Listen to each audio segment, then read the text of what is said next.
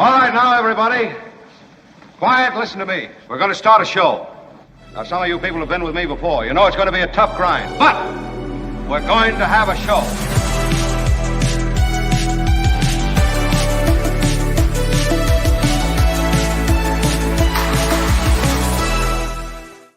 It's exciting. Albert, where's my music? I have no idea where my music is. There it is.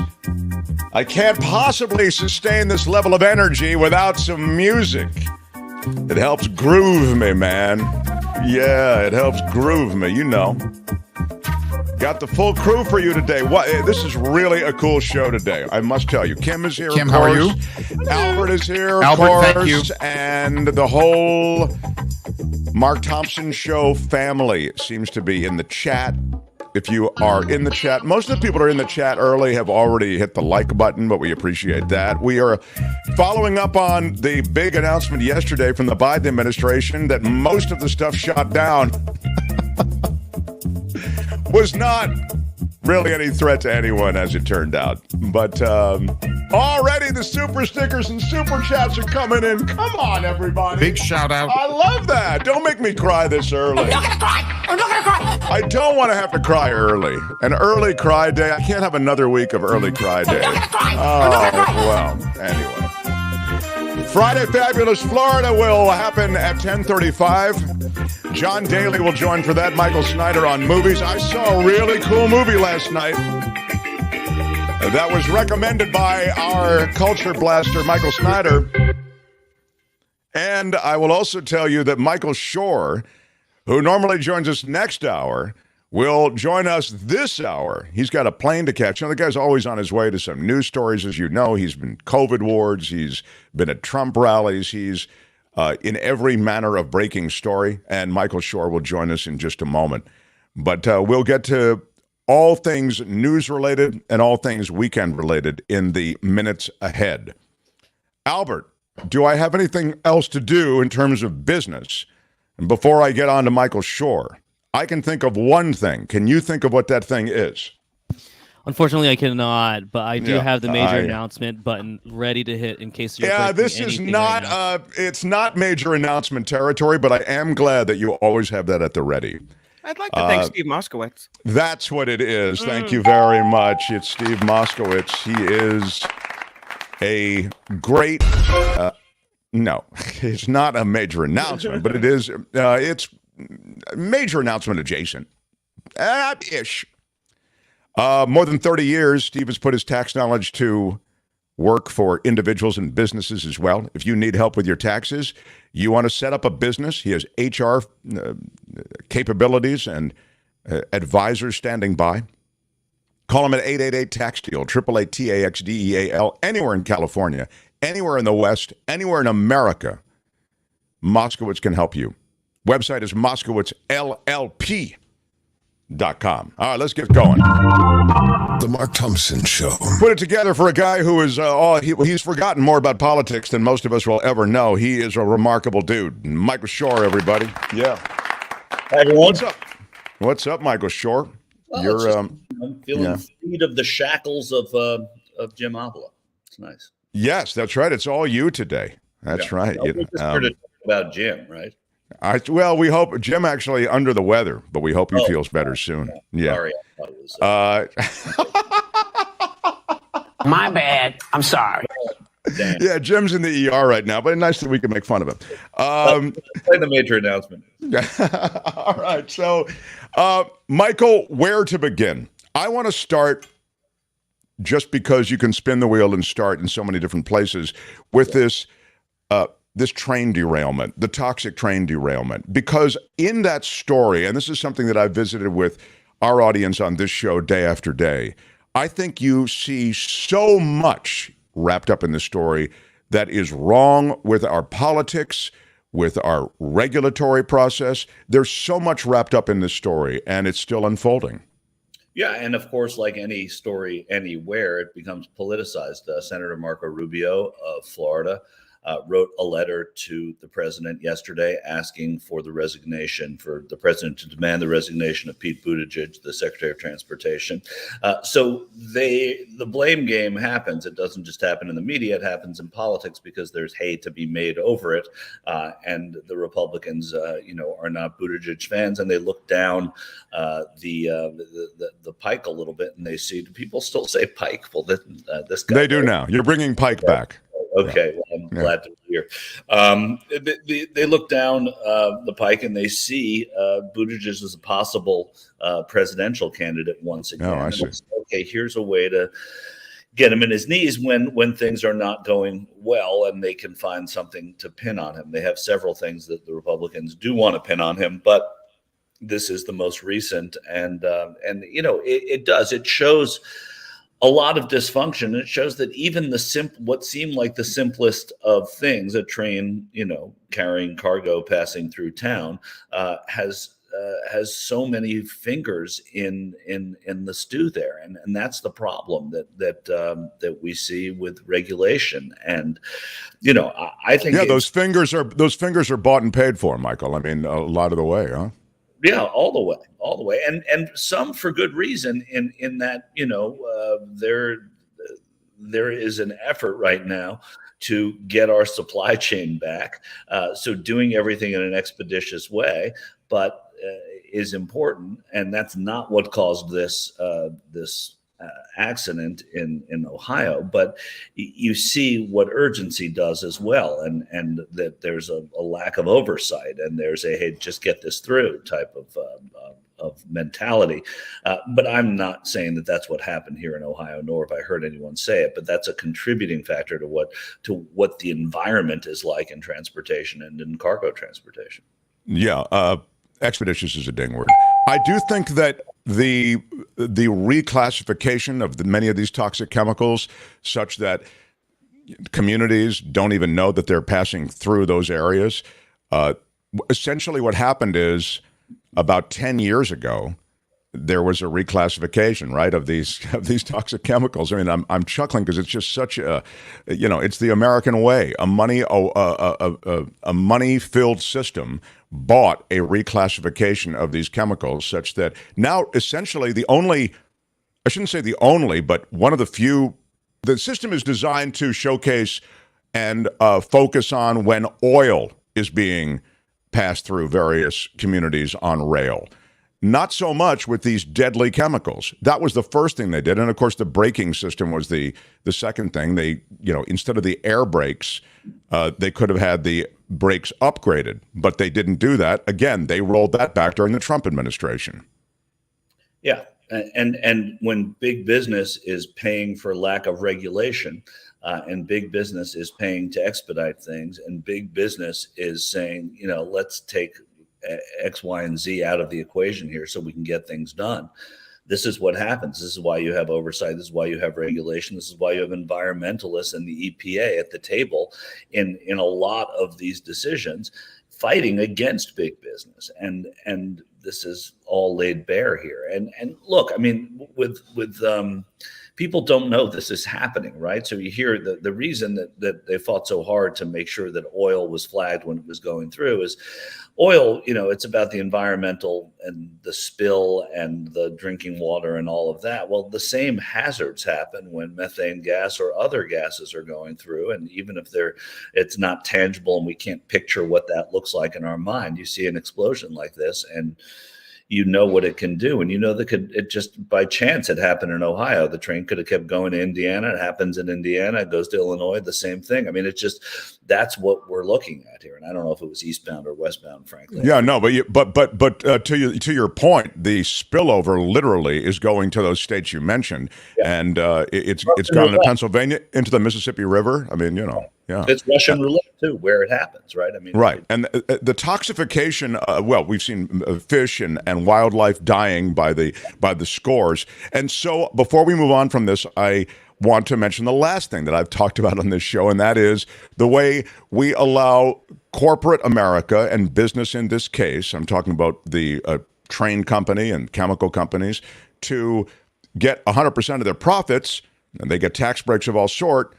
But when this kind of thing happens, there is no demand. Now you're finally hearing it, Michael, and I wanted to get to this. Is the political climate changing in this regard? You're finally hearing the clamor for how come you guys, the chemical companies, the railroad companies, don't help us in these communities clean this up and remediate this situation? Typically, they leave it to the EPA, the feds, and these communities to do it on their own. We hate government. We hate government. Stop governing us. Stop giving oversight. Oh, hey, can you clean up this mess for us? I mean, it's basic. It's laid bare, and people are angry about it for a moment, and then it kind of goes away. But because these things are momentary, and the government does come in and does do the cleanup and does do the remediation to the best of their ability, and these agencies do that as well. So it's very, very difficult to sustain the outrage. But this might work, and this might work in Ohio, a place that is a political, very, very tight political and a politically astute state. It may work that way. I want to move on to one of the other stories, and that was associated and is associated with what was the Biden press conference yesterday, his statement. Albert, do you have that? You want to run a little bit of this is Biden yesterday talking about the balloon shoot down. We don't yet know exactly what these three objects were, but nothing right now suggests they were related to China's spy balloon program or that they were surveillance vehicles from any other country. The intelligence community's current assessment is that these three objects were most likely balloons tied to private companies, recreation or research institutions studying weather or conducting other scientific research. Okay, that's good. Thank you, Albert. He basically, and he does this thing there. We don't have to hear it. And there's such a premium on this in our society, the gunslinger society that we grow up in. That I want to be clear: if anything threatens American airspace, I'm going to shoot it down. That's what he literally said that, Michael. So there's an aspect of of cowboy diplomacy going on, if you will, or cowboy posturing. But there is we said on the show that we thought it might be hobbyist balloons. We did note that. Yeah. I wonder what your take is on this. We talked a little bit about it last week, and to be fair, you and Avila both said, hey, this is really being blown up as a bigger thing than it should be. Yeah, and I continue to agree. And the news bore it out. Yeah, at worst, if they shot down hobby balloons, it's too bad, and it was misguided, maybe. But it's not. It's a little bit of no harm, no foul. I mean, unless you're the balloon owner, and they can figure that out later. But it's and there's this sort of. I think it's a. Ronald Reagan, when he was president in the 80s, sort of adopted a little of the old Teddy Roosevelt kind of posture as president. And the what you just said and what President Biden did and what presidents since Reagan have tried to do is show that sort of American bravado. Don't mess with our skies or we'll shoot you out of the skies type of thing. It works. It's worked. I don't know if it's grown old, and I don't think that people are seeking that particularly now. But I don't think, I do think when we look back at the Biden years in office, whenever that is, I don't think this is going to be a big part of that narrative. It is funny that no one's claimed this stuff. I think that's interesting that one Illinois hobbyist group did step up and said, hey, I think that's our balloon.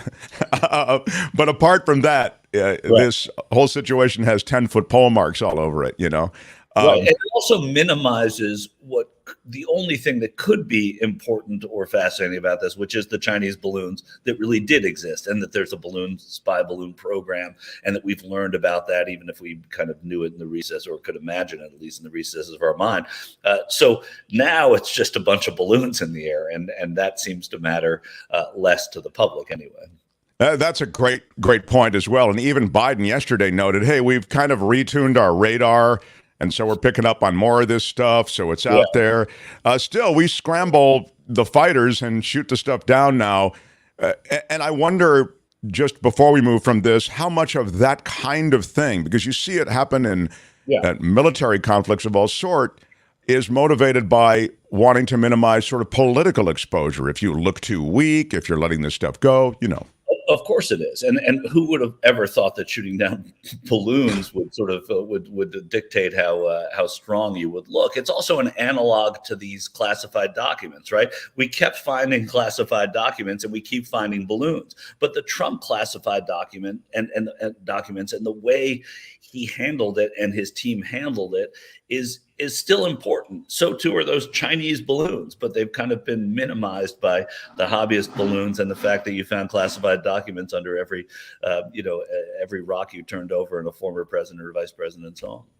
When we come back, I want to take a quick break. I want to talk to you about the revelations in this Dominion lawsuit case. This is the case in which, of course, everyone will recall, and I mentioned it yesterday, this company that's involved in counting votes was smeared by right-wing media and suggesting that they were flipping votes top of ticket from Trump to Biden, and that Trump had actually, been getting those votes. So there are revelations coming from this trial, depositions, text messages. It's insane. And the revelations are around Fox News and Sean Hannity and Laura Ingraham and Tucker Carlson and what they were actually saying at the time about this behind the scenes. I want to talk with Michael Shure about that when we continue. So stay where you are, Michael, if you would, please. Mark Thompson Show. The Mark Thompson Show. Right now, how about Steve Moskowitz, everyone? What's up, Steve Moskowitz? Just talking about ERC with the clients. You're living the ERC dream, aren't you, Steve? It's just incredible what it's doing for clients. And there's so many people interested in it because they're getting free money, which usually gets a lot of interest. But what I'm concerned with, all the people that never heard about it. And ERC is where the government is rewarding employers that employed people during the pandemic of 2020 and 21, giving them, it's not a loan, it's a grant, it's a gift of up to $26,000 per qualified employee. There's two ways to qualify. One way is a drop in gross revenue. That's easy to figure. It's math. It's 1 + 1 = 2. That's the right answer. Everything else is wrong. But a lot of CPAs, a lot of firms are stopping there and saying, well, that's it. You don't qualify, because they don't want to work on the other method. The other method's a lot of work.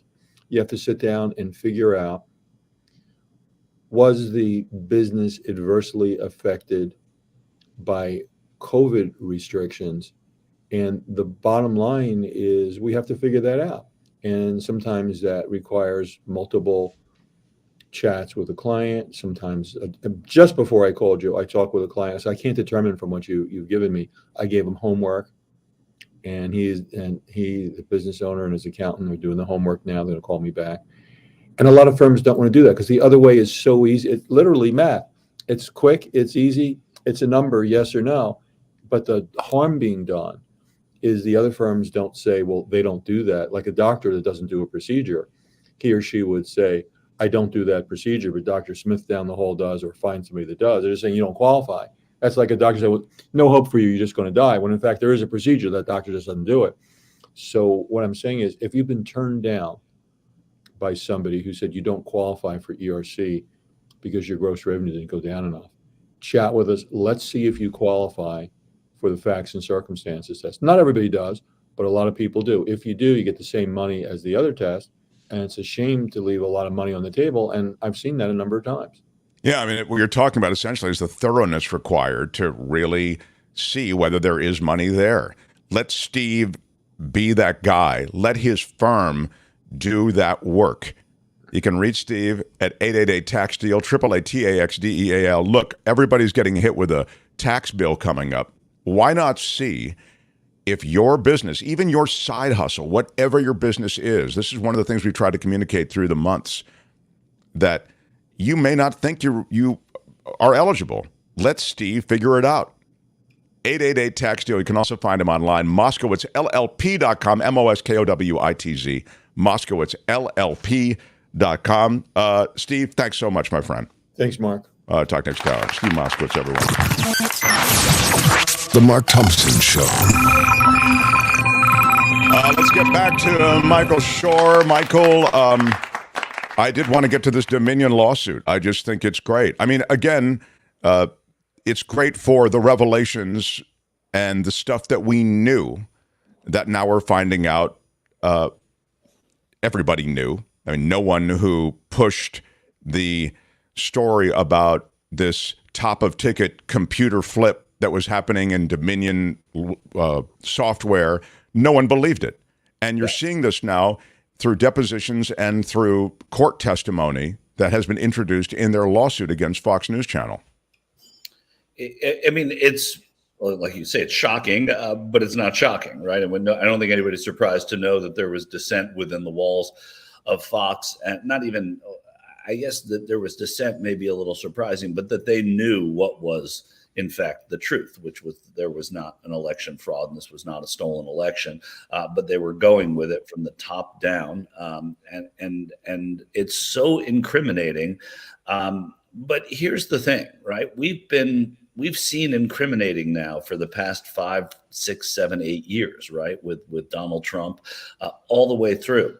And incriminating hasn't yet mattered. Nobody's been marched off in handcuffs. Nobody's really lost their job of great significance. And so when does incriminating matter? Well, incriminating matters certainly in this defamation lawsuit. And it's going to matter to Dominion, and it's going to matter in terms of spreading what is true and what is real, and how people can sort of falsify this information. When in fact, the fake news that the former president had been bemoaning for years is staring us in the face right now. This is the fake news, and it's there. It's right in front of us, and people from within those walls are saying it. Yeah, that's so great. Well, it was sort of the dance that we were familiar with. They say fake news when the reality is they're concocting fake news of their own. And just to put a specific face on it, they were concerned with ratings dropping suddenly after the election. When Trump lost the election, the ratings on Fox fell off a cliff.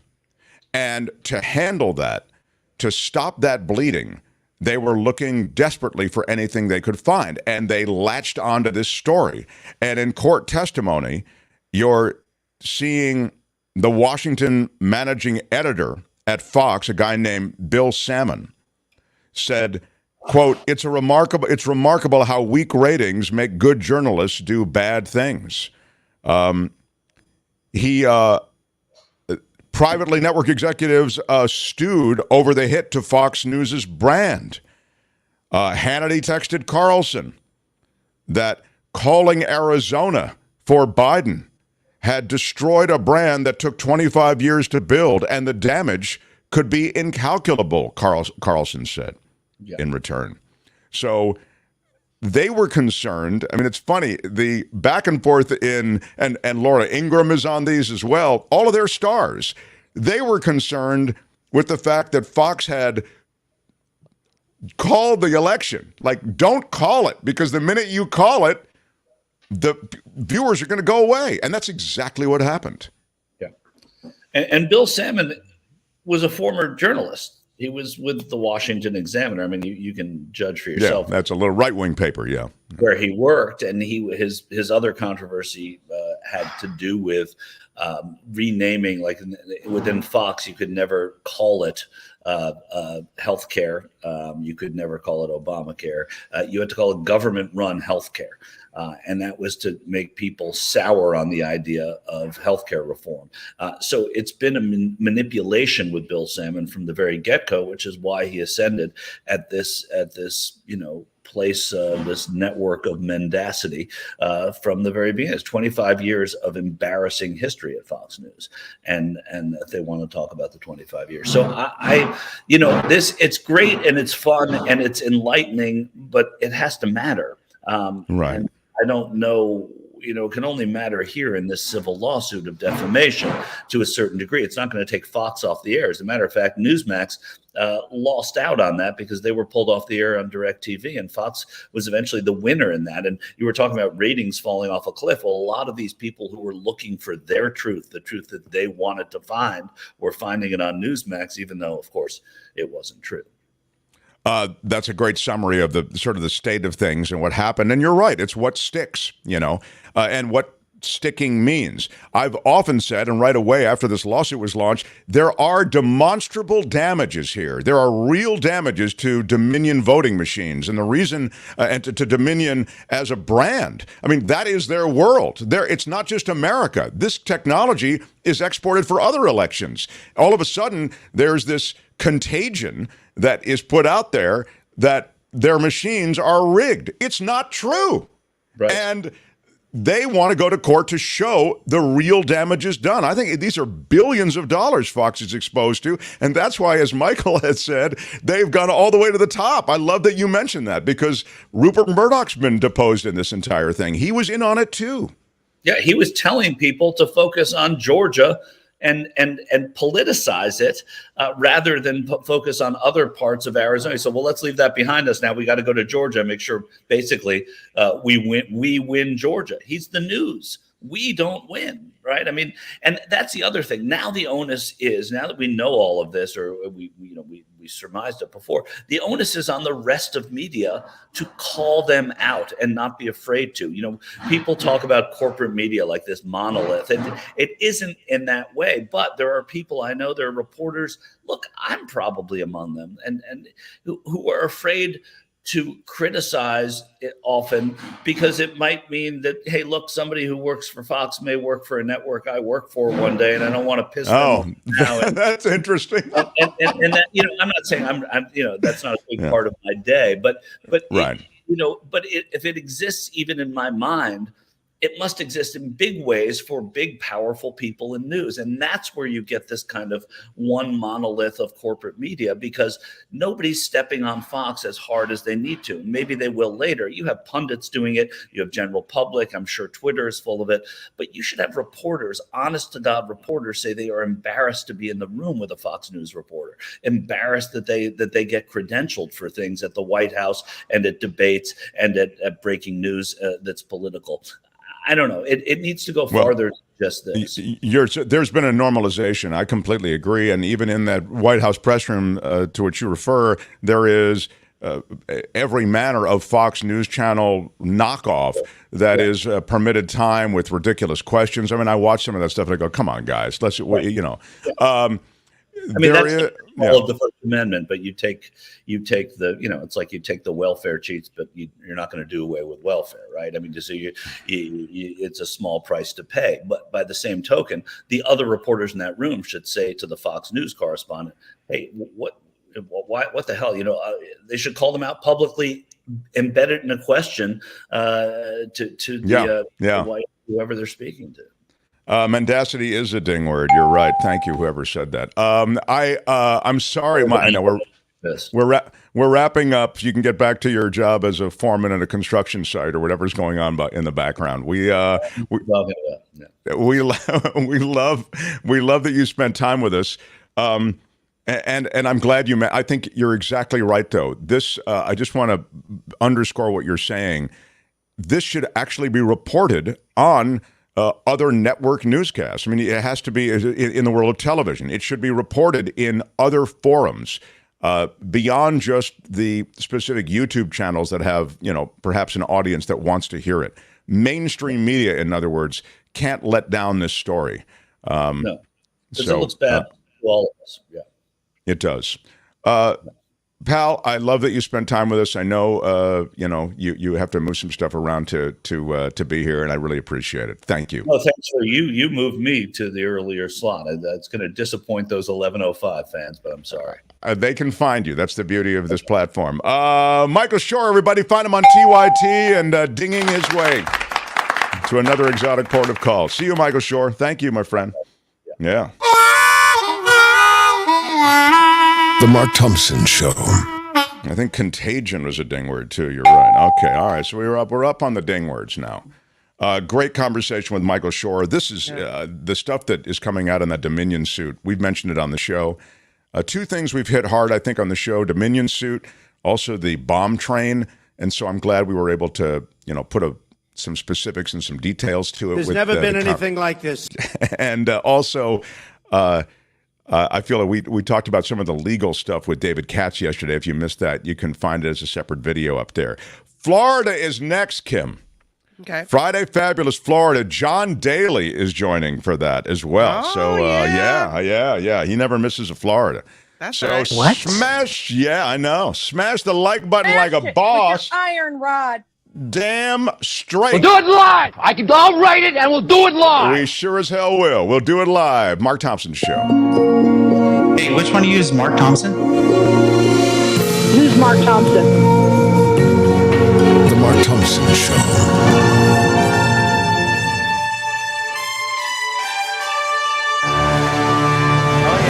On the Mark Thompson Show, I'm Kim McAllister. This report sponsored by tax attorney Steve Moskowitz at 888 Tax Deal.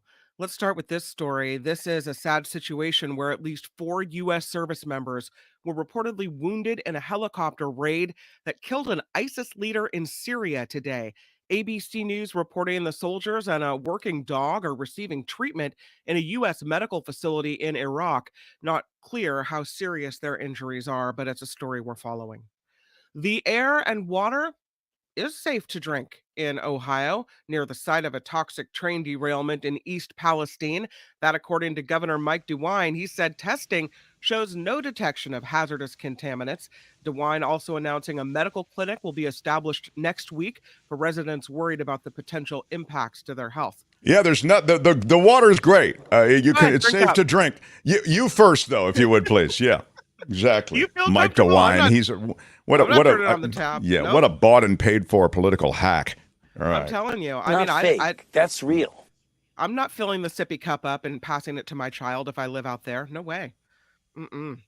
President Biden will be traveling to Poland next week ahead of the 1-year anniversary. Should we call it something like that, an anniversary of Russia's war on Ukraine? The president heading to meet the Polish president and leaders of the Bucharest Nine. That's a group of Eastern Flank NATO allies. He's expected to deliver remarks on how the United States will continue to rally international support for Ukraine. The chairman of CNN, as you heard Mark and Michael talking about, is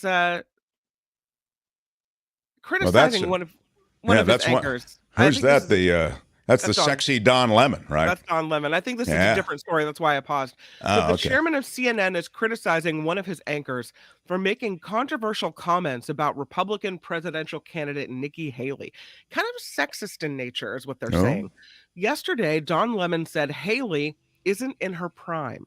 He's now apologizing to everyone for coming off as maybe sexist or misogynist or whatnot and commenting on her appearance. The New York Times. Oh, is that what he was talking about? Not in her prime in terms of her appearance? Yeah, as far as her, not looking too good, right? The New York Times reporting Chairman Chris Licht told staff Lemon's words were upsetting, unacceptable, and unfair to his co-hosts, who apparently he made feel uncomfortable with all that. So, and now Don is literally past his prime. They've moved him out of prime time. Now he's on in the morning. Thank you. It was. I'll be here for another 90 minutes or so, as a matter of fact. Thank you. 5 former Memphis police officers are being charged in the death of Tyree Nichols, and they are pleading not guilty.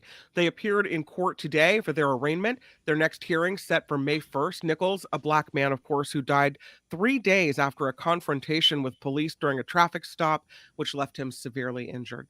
And classes are set to resume at the University of, Michigan State University. Not U of M, Michigan State. This week, classes will resume. This after an on-campus shooting left 3 students dead, 5 others wounded. The school also planning to resume athletics this weekend as well. At the FBI, some trouble. They're investigating a malicious cyber threat that targeted part of its computer network. CNN reporting it involved an FBI computer system used in investigations of images of child sexual exploitation. The FBI says it was an isolated incident that has since been contained, and their investigation is ongoing.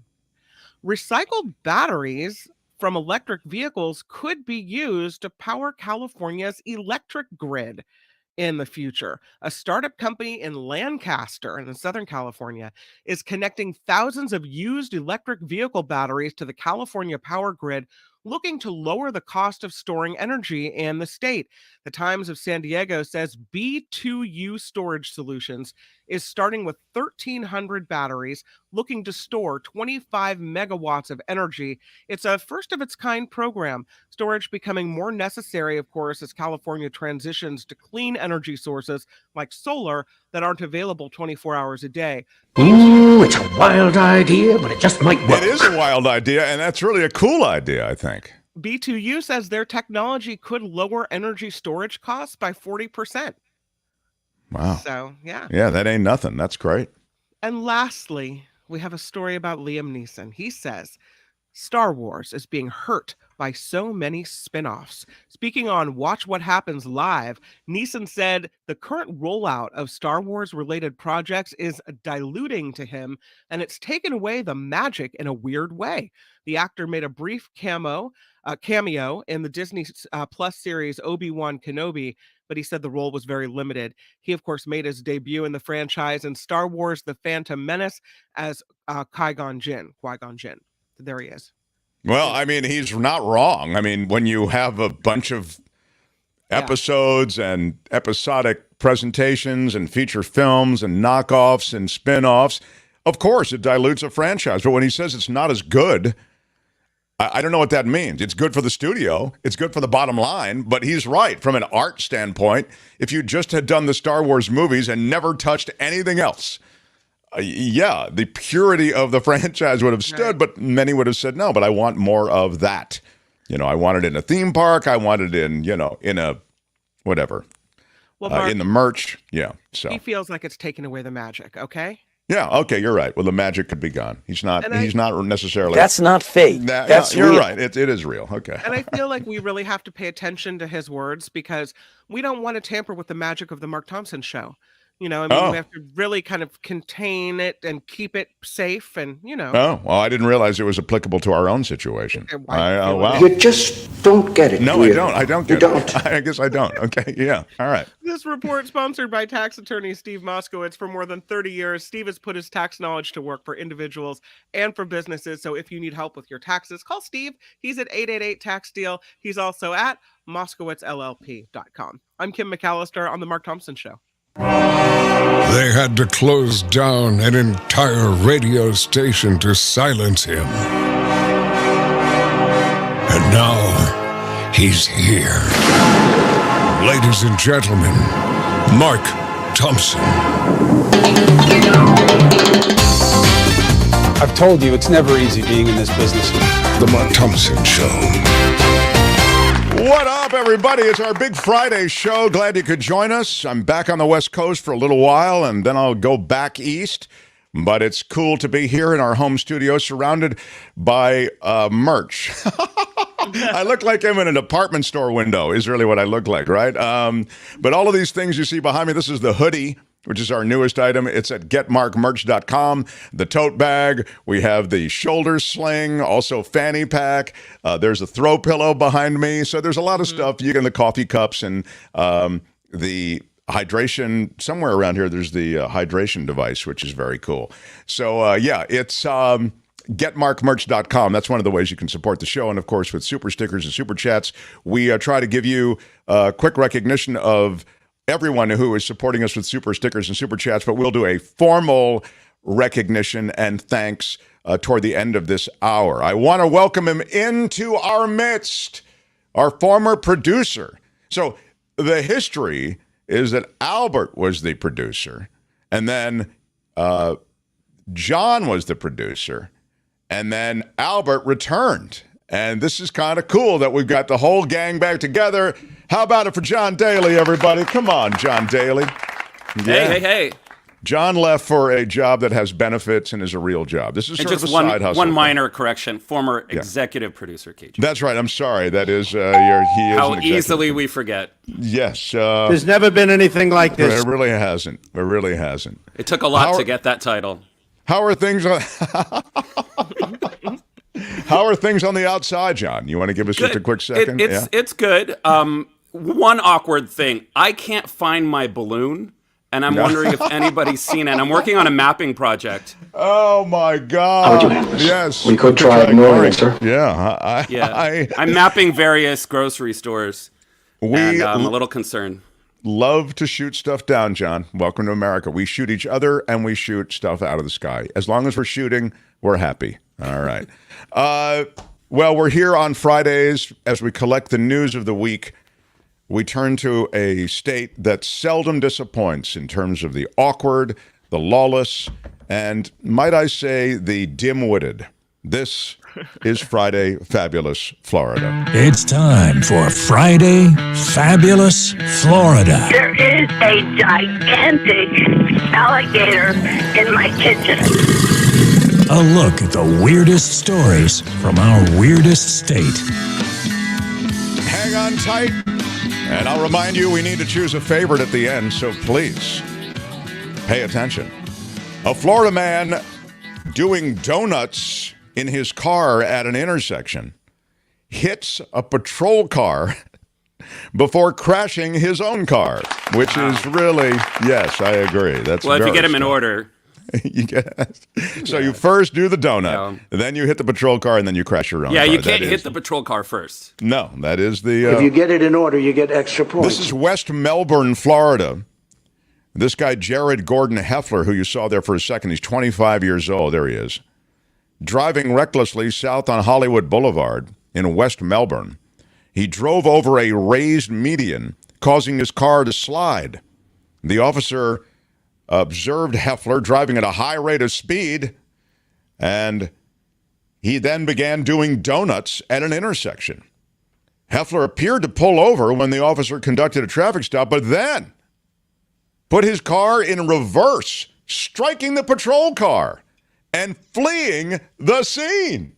Wow. Ooh, it's a wild idea, but it just might work. Well, if you can get away, you can get away. And the police didn't shoot him? Wow, I wonder why. Yeah, let's see. If you look at his picture, you can see why the cops may not have shot him. By the way, Johnny's a little hot, I think. Maybe you can turn him down a little bit. I turn myself down. He eventually lost control of his car, the dude did, and crashed, and he was taken into custody. But he to review, does the donut, pulls over as though he goes, oh, you got me. I shouldn't have been doing that. Then he throws his car in reverse, slams the patrol car, and then takes off like it's Smokey and the Bandit. Yeah, it sounds like an audition for a TV show. Yeah, he's arrested on a bunch of stuff, fleeing, reckless driving with property damage, and so on. A Florida man fights off a bobcat to save his dog. That's pretty impressive. This is in Orlando, Florida. Paul Broadhurst is his name. He's walking his daughter's dog, Coda, and the bobcat saw Coda and jumped Coda. Broadhurst then jumped the bobcat and saved the daughter's dog. He said he didn't think about the scratch. You can see the scratch there if you're watching on YouTube that resulted. I mean, bobcats have huge claws as well. And he said when homes get built in wild areas, you're going to see more of this. Yep. Yeah. Floridians just might be the people who could properly defend their animals a little more. They're just complete wild cards. They have machetes on them. You're right. They're oddly well equipped to handle whatever situation. They're ready arise. for the alligator. They've been prepping for this. You're right, Owen. Yeah. In fact, this might have been like a, kind of a nickel dime situation to them. This is not, Bobcat is like, okay, I got this one. Right. Florida man on the most wanted list is apprehended after a foot chase. This is in Tampa. He was on the top 10 most wanted list. Of course, he's been captured, so I say well, that's mostly people from Tampa. Tampa they've got more than one, I'm guessing. Deputies were called Thursday night to a home in Port Charlotte in search of 25-year-old Stechuan Wright. He was wanted for violating the terms of his probation following a domestic battery strangulation charge, so it's not, pretty serious. Deputies spoke with Wright's girlfriend, who answered the front door. And when they did, who did they see behind her? Just out of the immediate gaze, they saw Wright himself. He was in the back of the house. Another deputy then approached from the rear of the home, and they called Wright by name. That's when Wright called back to them and said, "I'm not going back." Uh-oh. And this sounds like a TV show, too. Yeah. He attempted to run. I'm not going back. It's not what you want to hear. Never go back to that place. Yes. Uh-oh. It's good. That's right. I'm a good guy. No. No, you're right. So, anyway, a foot traffic, what do you call that? A foot pursuit? No. Yeah, okay. I just looked at it. A foot chase ensued. Yeah. And you ended up with the cops apprehending him. And Wright was charged with battery, violation of probation, resisting an officer. And he's currently being held at the Charlotte County Jail. Where is that Charlotte County Jail, John? I feel like you know where that is. I think it's right by the shopping center. Yeah. If you know what I mean. With the Whole Foods in the corner next to the Publix. Yeah. But he's now off the most wanted list because he's on the captured where's list. Casey? That's right. Where's Casey? Oh, they go. Falling off the this to me chart. all the time. I don't know what the hell they do it for. After a long run. Yeah. He spent 8 months on the top of the most wanted list until he ran out of the lanai and was caught by cops. A Florida alligator climbs a parking lot fence to get back to a pond. We have a picture of it here. They put up these fences to keep the alligators in. To keep the alligators from getting to whatever areas. But there are 1 million alligators in Florida. But you can see the alligator, this is a huge alligator, climbs the fence and gets into this parking lot. It's the Everglades Tour Company parking lot. And it's never easy in this business. And you can imagine. Look at him go. This is no picnic, no summer camp. No, it's true. There's actually video. There's the video, yeah. We're showing you video of the gator Those as it peacocks should walks. be careful. Yeah, it's true. There are peacocks. There's a gator. The gators. Gator food. Yeah, there's gator peacocks and a tail. human chasing after this gator. Yeah, there's a lot of food. Yeah, I'm more potential. concerned about the human. You're right. Yeah. Anyway, you see that despite the fence, the gator is pretty committed to breaching the perimeter, which he did. You might want to put in like a one-way alligator door.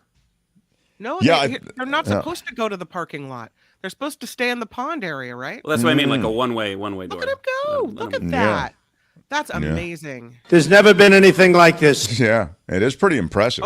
He climbs the if you watch us on YouTube, we just showed you he climbs the fence, or she climbs the fence, and then makes it back over. Next time she's just gonna go right through it. Yeah. Wow, I love the pictures of the alligators. Yeah, the gators. If you like gators, you'll love Friday Fabulous Florida. They often show up.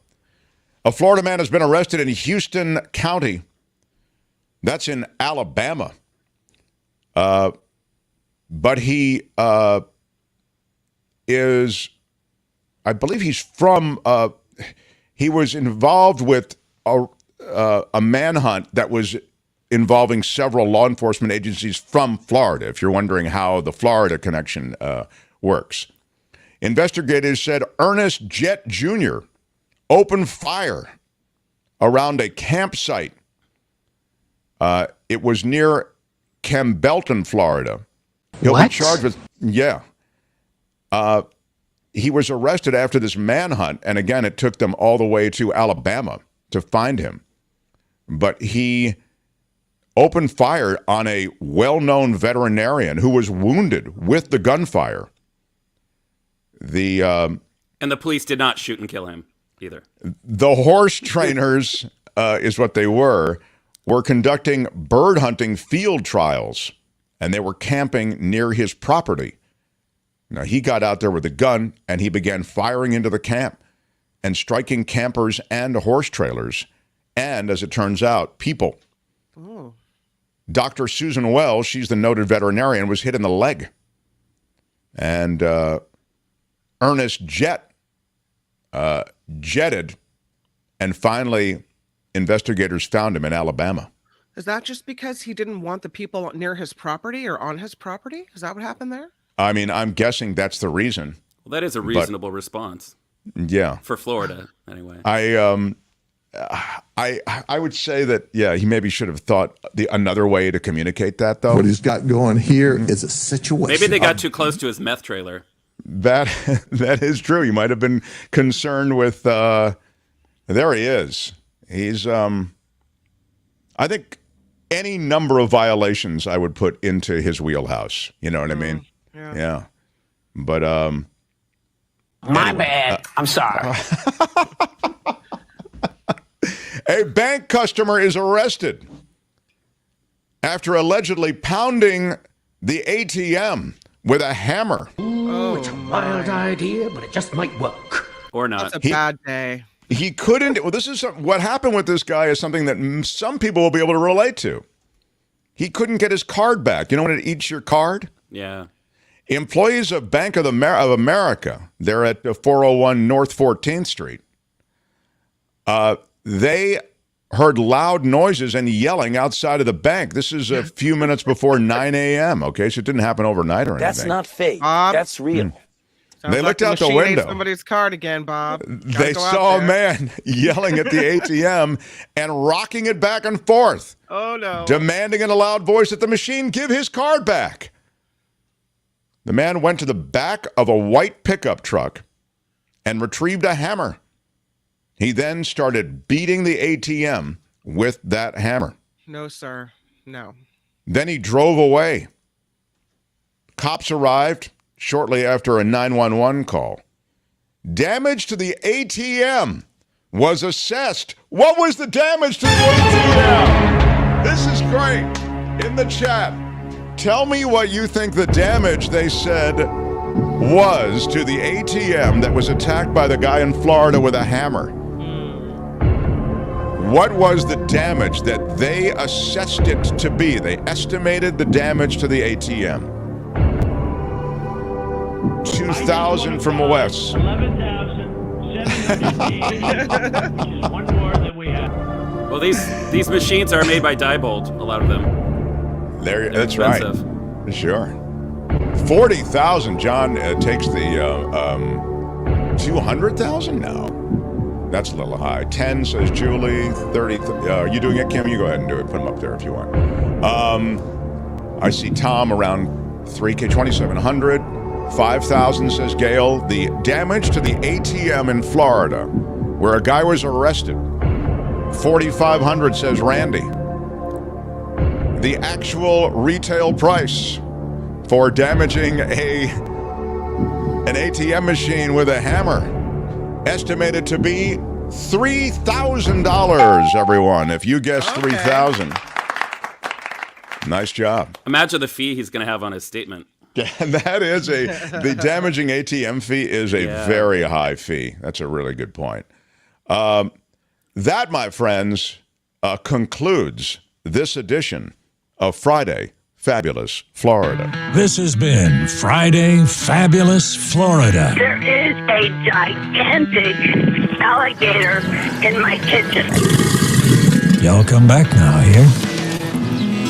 I know it's like picking between children. You know, you can't choose a favorite, but you must. You must choose a favorite. In Friday Fabulous Florida, we ask you to choose the one that spoke to you, that you feel is most Florida. But before you choose, let me remind you of some of the stories that we have featured. Florida man doing the donuts at the intersection. He smashes his car back and then runs from the cops. Ultimately crashes and is apprehended. That's strong. The Florida man fighting off a bobcat to save his dog. A Florida man on the most wanted list is now off the most wanted list because he was apprehended after a foot chase. A Florida man arrested after a manhunt that took investigators to Alabama. He opened fire on a group of horse trainers. An alligator easily climbing a parking lot fence to get back to the pond that he wanted to hang out in through a parking area. That contained the video, of course, the video proof. And a bank customer arrested after allegedly pounding an ATM with a hammer. You can enter your favorite into the chat. If you're watching in replay, please enter your comment in replay as we do review these comments. And the Mark Thompson Board of Governors, they meet. And over the weekend, they actually look at the Friday Fabulous. Voting is open until 11 a.m. Pacific.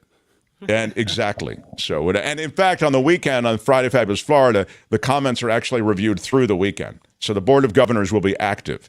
But now we ask those who are present. Kim, I ask you, what's your favorite? I can't not. I have to. It must be the alligator. Oh, the alligator, a fine choice. Former executive producer John Daly, what was your favorite? I have to go with the alligator, the fence vaulting alligator. I like to see an animal come out on top in Florida. Also another vote for the alligator. I ask you, Albert, what was your favorite, please? I will also. No, I like the Florida man doing the donuts at the intersection. It's just it's Florida. You know, you think of Florida, you think of guys doing pretty dumb stuff, and that was it. The dumb quotient story is that one. I agree. And he had the choreography down. Yeah. I want to give it to the guy who fights off the bobcat to save his dog, but I can't. It's not a very Florida thing, although it is Florida because there is a bobcat involved.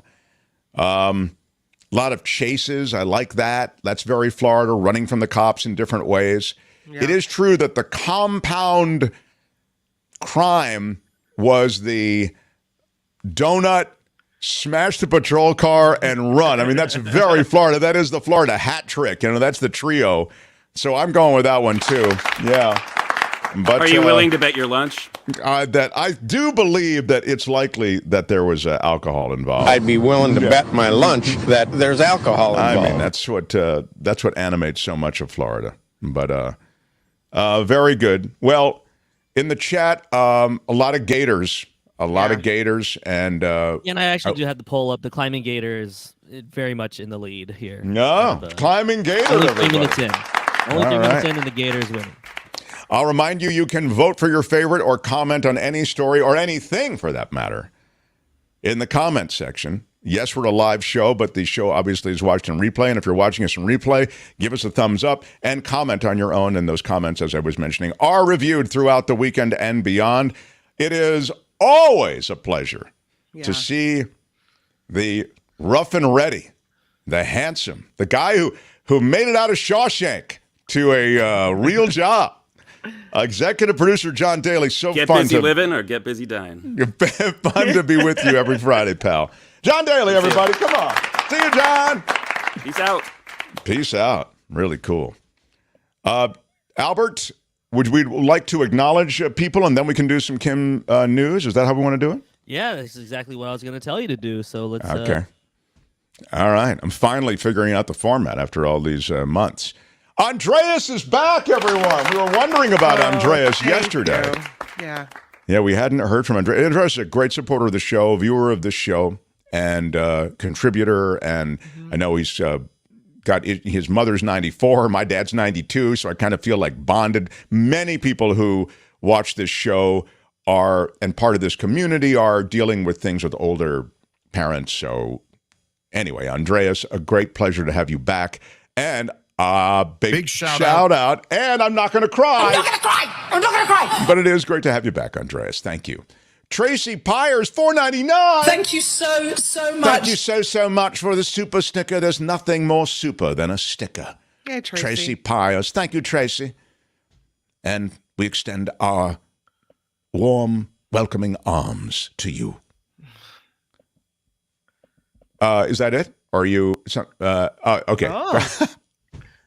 There's a rhythm to this, Albert. There's a rhythm to this. You got to, there's a rhythm. All right, Albert? Whoever is producing this thing do one, has no idea what they're doing. There's a rhythm. The rhythm is gonna get you. Dora Lopez, Dora Lopez. Thank you so much. Thank you so much, Dora Lopez. And I'm not going to cry. I'm not going to cry. I'm not going to cry, but I love having you part of things, Dora, with your super sticker. Murphy Rowan, what up, Murphy? Big shout out. Big shout out to Murphy Rowan, big supporter on Twitter, supports us financially, and as well is connected to the show with comments and cool takes on things. Yeah. Thank you, Murphy Rowan. Happy Friday, everyone, she says. Happy Friday, Ann Herring. Thank you very much. With $1.99. Thank you, Ann. Thank you for tossing in something to support us this day. Appreciate that. Yeah. Jan Carpenter for $2.99. Thank you. Thank you to everybody. And an extra thank you so much. Thank you so much. Really cool, Ann. Karen Q, thank you all. Friday about Fabulous Florida, the best. Yeah. And you all are appreciated. I'm not going to cry. I'm not going to cry. But I love being appreciated. And I love being appreciated with a gift attached. Thank you, Karen. Need your support. And I know you're a regular supporter, so I just want to say thank you so much and give you a big shout out. Shout out. Yeah, exactly. So really cool. Thank you. Luis! Love getting the whole gang back together. Friday Fabulous. I agree. Yeah. Thank you so much. Having John here is cool. And I'm going to give you Thank you, Luis, another regular. Thank you. Really appreciate it. Blue Spark. What up, Blue Spark? Thank you. $10 from Blue Spark. I know. I haven't seen that name before. That's new. It's a new name, and welcome. Welcome. I'll give you a big Dan Esley shout out. Yeah. Blue Spark, indeed.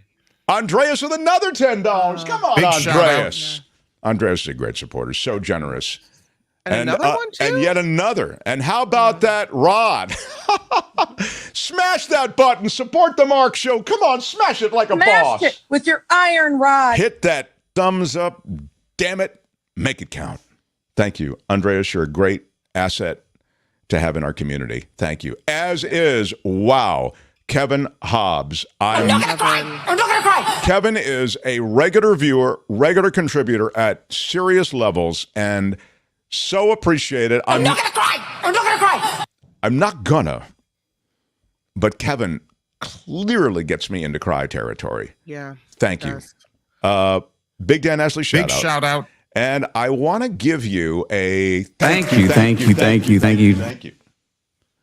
Can I give a Kevin. a Chappelle thank you? Oh, yeah. Hit him with a Chappelle thing. Thank you. I love that. All of you who are regular supporters, we mentioned a couple of high-profile people, but I see you. And new Patreon members. It is so cool to see Patreon members. Can I? Oh, now are we a little late? Can I just? I wanted to. No, I think we should, because I know a lot of people have been donating and haven't been mentioned, Patreon and PayPal wise. Yeah, new Walter is a new Patreon member now. This is an Albert, if you're watching on YouTube, has put up the way you can easily connect with Patreon and PayPal. TheMarkThompsonShow.com. And then it'll take you to, you see, that'll look like.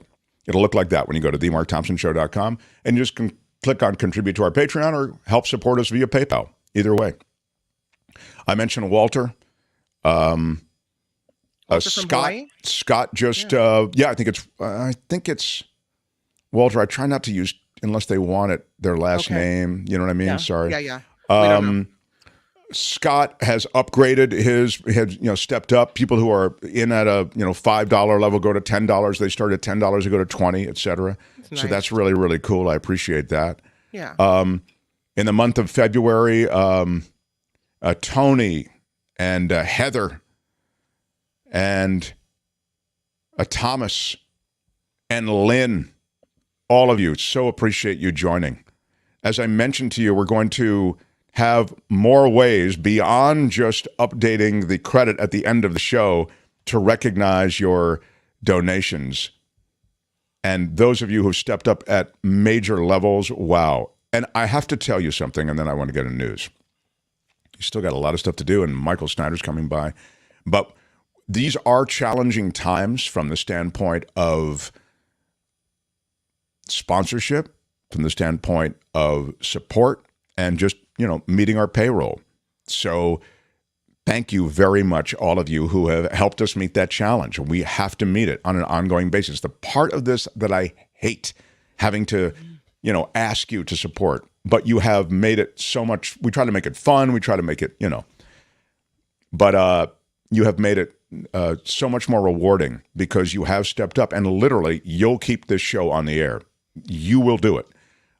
If this show goes away, it'll be because the community ultimately couldn't support it.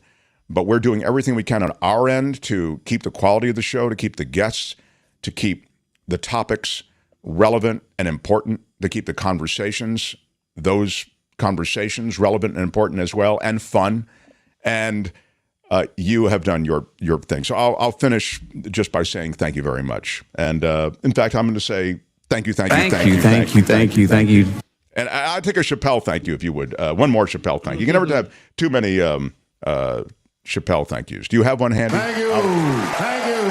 Thank you. Yeah. All right. And shout out to Joe Box. Joe Box and Little Anthony. Not because you contributed, just because we... Did you ever get him the banner or not, Kim? The banner? Oh, no. I have to talk to Joe. If you're new, let me just say that we had a banner here behind me with a big Mark Thompson Show logo. The audience decided, the community here has decided a lot of things, and they decided that they thought it was too dark and it didn't work. Right. So we said, okay, great. Well, we'll auction it off. So we did auction it off, and it was really complicated, but Joe Box ended up getting it. Joe Box and Little Anthony. And after we all signed it, it then had to be sent around to all of us because we're all in different places. And then it ended up at Kim's house. And Kim even offered a white glove service by which she would bring it to Joe Box. But he was in a place where she couldn't bring it. So what happened, Kim? I thought by now it would be... I take this, and John Daly and I have both signed it, and we met for lunch. It was a big ceremony and the signing, and I took it home and got it back in its container, went to the UPS store, shipped it off to Joe Box. The next day, it's back on my porch. Why is that? Apparently, there were still stickers with my address on it. So my God. So the UPS people said they would peel all the stickers off that were not Joe Box's address because they didn't do that the first time? There's never been anything like this. So off it goes again into the world, and there's a reason that this place is fun. Yeah, the fun is next. Nothing. That's right. It is headed toward you get nothing. So it ended up back toward your house. Yeah. Yeah. They do this to me all the time. I don't know what the hell they do it for. So it goes to the UPS store near you, and Joe Box by this point is like, I don't think it's ever coming. So that was my last communication. Was I don't know if I will ever get this thing, but he did say he bought it really to help donate to the show. He was being a cool guy, and funny, and it's kind of funny to watch the saga of this tarp as it winds its way through the United States. Wow. Well, I'll look forward to the next update. Sounds like it's a long way from being concluded. Can I just do a spontaneous shout out before Kim's news? Maud Day. Wow. 100. The Mark Thompson Show. A major announcement. The major announcement, Albert, comes in at a decibel level that will mean I will never be able to hear again. Remember, I'm wearing the headphones. But having said that, there's almost an announcement worthy of that decibel level. Wow, what a huge donation. Maud Day has donated $100, said, we love you. Wow, wow, wow, wow. I'm not gonna cry. I'm not gonna cry. I am so in cry territory. I'm not gonna cry. I'm not gonna cry. Big Dan Ashley shout out. Big shout out. And then another Big Dan Big Ashley shout out. And then I'd like to give you a British... Thank you so much. Thank you so much, Maud. I think if I could speak to you for a moment, I appreciate it. And I appreciate it on behalf of everyone who works on the Mark Thompson Show. Thank you. And thank you. You're the best, Maud. She has a picture of a little kitty cat there. That's cute. Oh, I knew I loved her. And this is from Harry. $10 for Joe, a Maduro Mule. Oh, yeah, because the Maduro Mule is a drink at the Red Jack. And a portion of those drinks, there's a martini and a Maduro Mule. A portion of all of that goes to supporting our shows. So that's very cool. Thank you, Harry. Wow. And a big Dan Ashley shout out. Yeah, there's the Red Jack. I mean, we might as well just round these out and then get to the news. All right. Candace Worthman, what up, Candace? Thank you so much. Thank you so much, Candace, for the super sticker at $9.99. I appreciate that so much. Scott Guts for Mark's bobblehead figurine. Yes, well, these are all bobbleheads that are significant. These aren't just any bobblehead, Scott. Thank you for the $10, first of all, and Big Dan Ashley shout out. Big shout out. This is my Tim Lincecum, which was damaged in the evacuation from the fire. I grabbed my Tim Lincecum bobblehead. Tim Lincecum, two-time Cy Young winner, also half Filipino, Mark. Half Filipino. Oh, I didn't know that. Wow, that's great. I claim Tim Lincecum just as much as any other Filipino. So that's Tim Lincecum. If you don't know Tim Lincecum, you can Google him, and he's a big giant. Was a big Giants guy. That's me, and that's Courtney. This bobblehead looks. The only thing they have right with this bobblehead is the cadaverous pallor, the white, it's just so white. That's Willie Mays behind me. If you can see Willie Mays behind, those are so anyway, that's more information than you ever needed or wanted, but he mentioned the bobblehead. So two of my favorite Giants of all time, Willie Mays and Tim Lincecum. Can't not like Willie Mays. Is it, how do you say this? Love to your mom and dad. Is it Salencow? Salencow, I think. Yeah. 2023. Love your mom and dad. Thank you. I am. First of all, I'll give you a big shout out, and I'll also give you a. Thank you so much. My mom is, it's a lot of pressure. My dad in kind of bad shape. I'm going to go back there. My sister is there.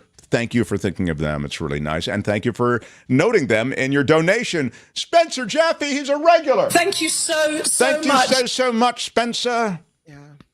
That's really cool, Spencer. I feel like Spencer just donated last hour. Am I wrong about that? Maybe that was yesterday. He definitely donated yesterday. I remember saying his name yesterday. All the days run together when you're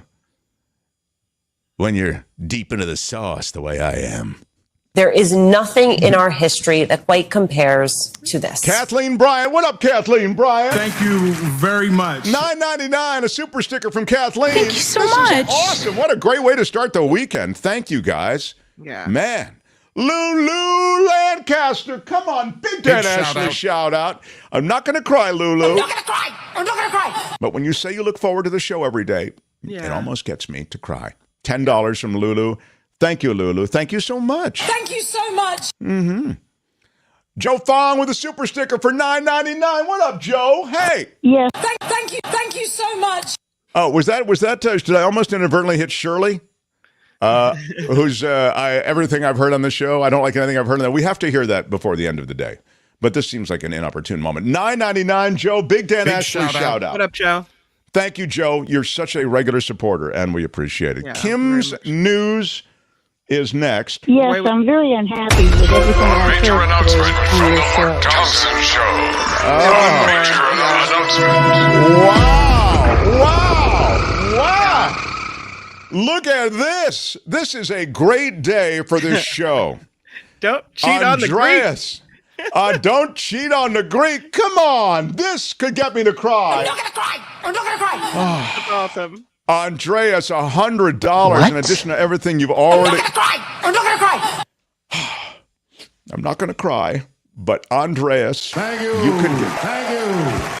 You're amazing, my friend. Andreas, you are unbelievable. Great supporter. We feel you, and we really adore you. I mean, you're just such a great supporter.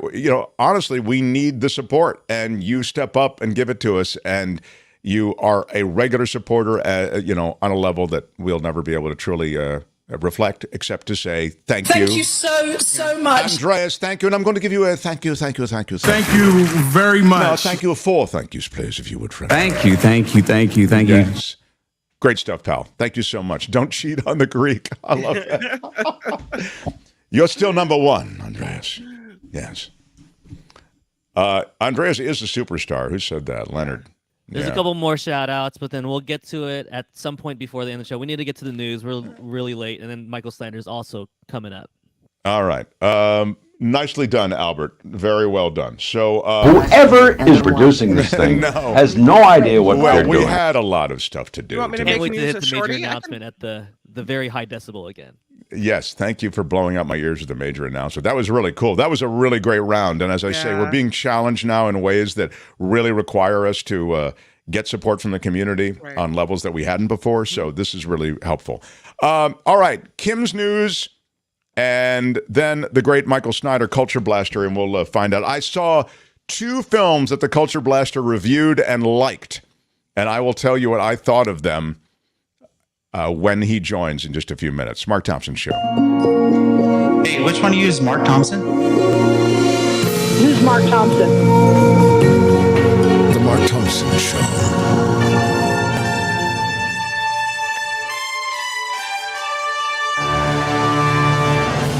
On the Mark Thompson Show, I'm Kim McAllister. This report sponsored by tax attorney Steve Moskowitz at 888 Tax Deal. Let's go back to Ohio again. There's a push to get FEMA in East Palestine, Ohio, after a train derailment released toxic chemicals there. FEMA has said the derailment doesn't qualify for its assistance, but Ohio Senator Sherrod Brown says he asked President Biden to make an exception, and it looks like that may happen. Meanwhile, Ohio Governor Mike DeWine said a health clinic is being set up as a precaution to help answer questions about potential chemical exposure in that area. We talked about this with Michael Shore for those who might have missed it, and we've talked about this the last few days pretty much with everybody because I think this is a massive story. You know how I feel about the gutting of the EPA. You know how I feel about regulatory capture, how we somehow view regulation as this nasty thing. Michael said it last hour. Nobody wants the government until something like this happens. They want to get regulators off their butt until something like this happens. Now they want the government to come in and bail them out, to do the remediation, to handle the water, to handle the soil, to handle the poisons that are in the air. It's outrageous.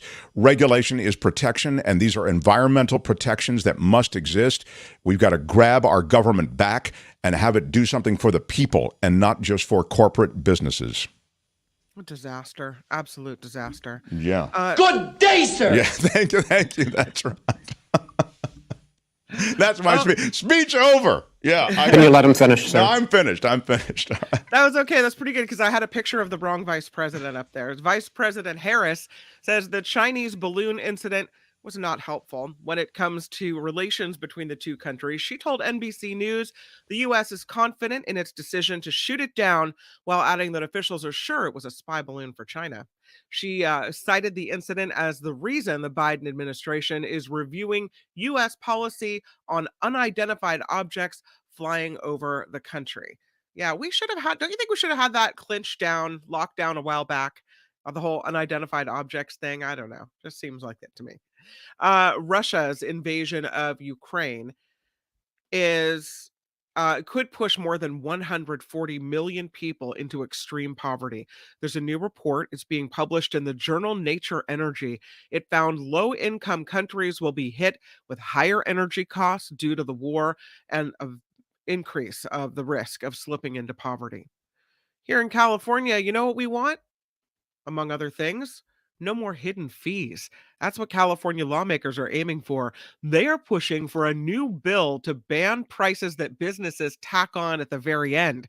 State Attorney General Rob Bonta calling the fees a bait and switch tactic. It doesn't reveal what customers will actually pay. He says it started with hotels, but it spread to other industries like rental car agencies, airport parking, restaurants, concert ticket sellers, and internet providers as well. No more hidden fees. That's what state lawmakers are working on. Oakland joining 21 other, California rather, is joining, as Oakland, California joining 21 other states in supporting pharmacy chains selling abortion pills. So this is a situation where Walgreens and CVS will start offering the medication where it is still legal for a woman to end her pregnancy. Again, California Attorney General Rob Bonta calling the drugs a lifeline to millions of people. He is leading a coalition of attorneys general in welcoming the decision, telling the companies not to be deterred by anti-abortion states trying to stop reproductive freedoms. And this is a story, it's would never happen here in California because everything's legal, right? But not everything, but at least marijuana. But there's a man caught smoking pot in a Kentucky bank drive-through. Well, maybe it's not legal to drive and smoke. Where are my weed smokers at? But Isn't anybody but a weed? He's facing drug possession and marijuana trafficking charges. A bank employee called the cops on Deshaun Palmer this week in Madisonville.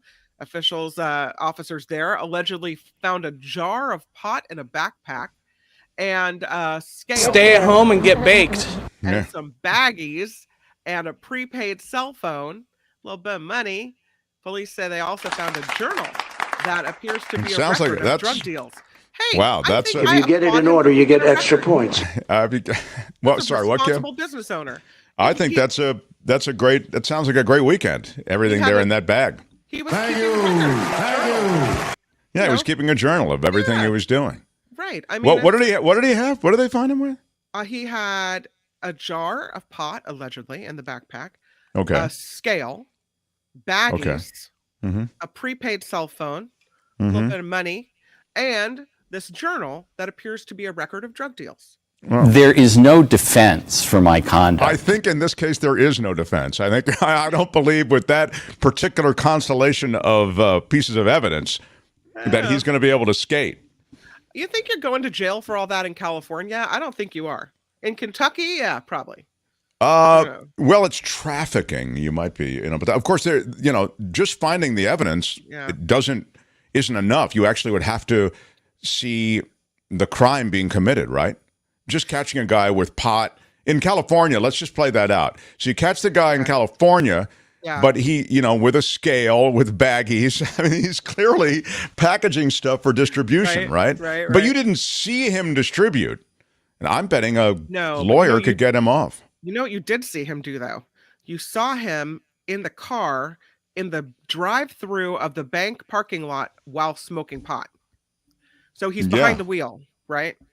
Yeah. How would you handle this? We could try ignoring it, sir. I think it likely would be ignored in California. Yeah. That's not fake. That's real. I really think that's. Sir, you can't drive while you're smoking pot. Thank you. Have a nice day. That would be it. The news sponsored by attorney Steve Moskowitz. I stand corrected. Yeah, right. Exactly. Sorry about that. Thank you for pointing it out. Yeah, go ahead. More than 30 years. Yeah, for more than 30 years. Tax knowledge to work for who? You, individuals, businesses, whoever you are, whatever you got, Steve has got it for you. He has the help coming your way at 888-TAX-DEAL and at MoskowitzLLP.com. I'm Kim McAllister on the very fun Friday Mark Thompson Show. They had to close down an entire radio station to silence him. And now, he's here. Ladies and gentlemen, Mark Thompson.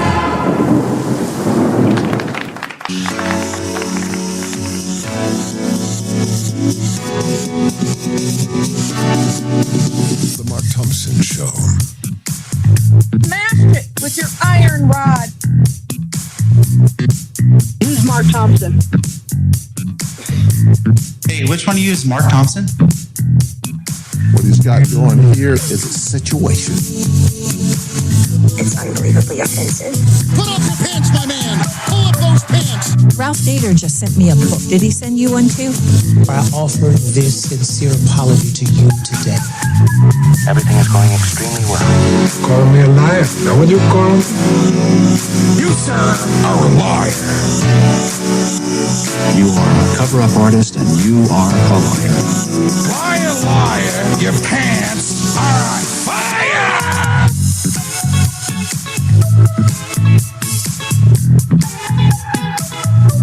Google told me. Can you let him finish, sir? It was wrong, it was stupid, and I'm trying to be a better person. No. I'm going to tell you what I think. What are the porn stars doing? Do you have a secret now? Isn't anybody but a weed? 100% effective. How about that?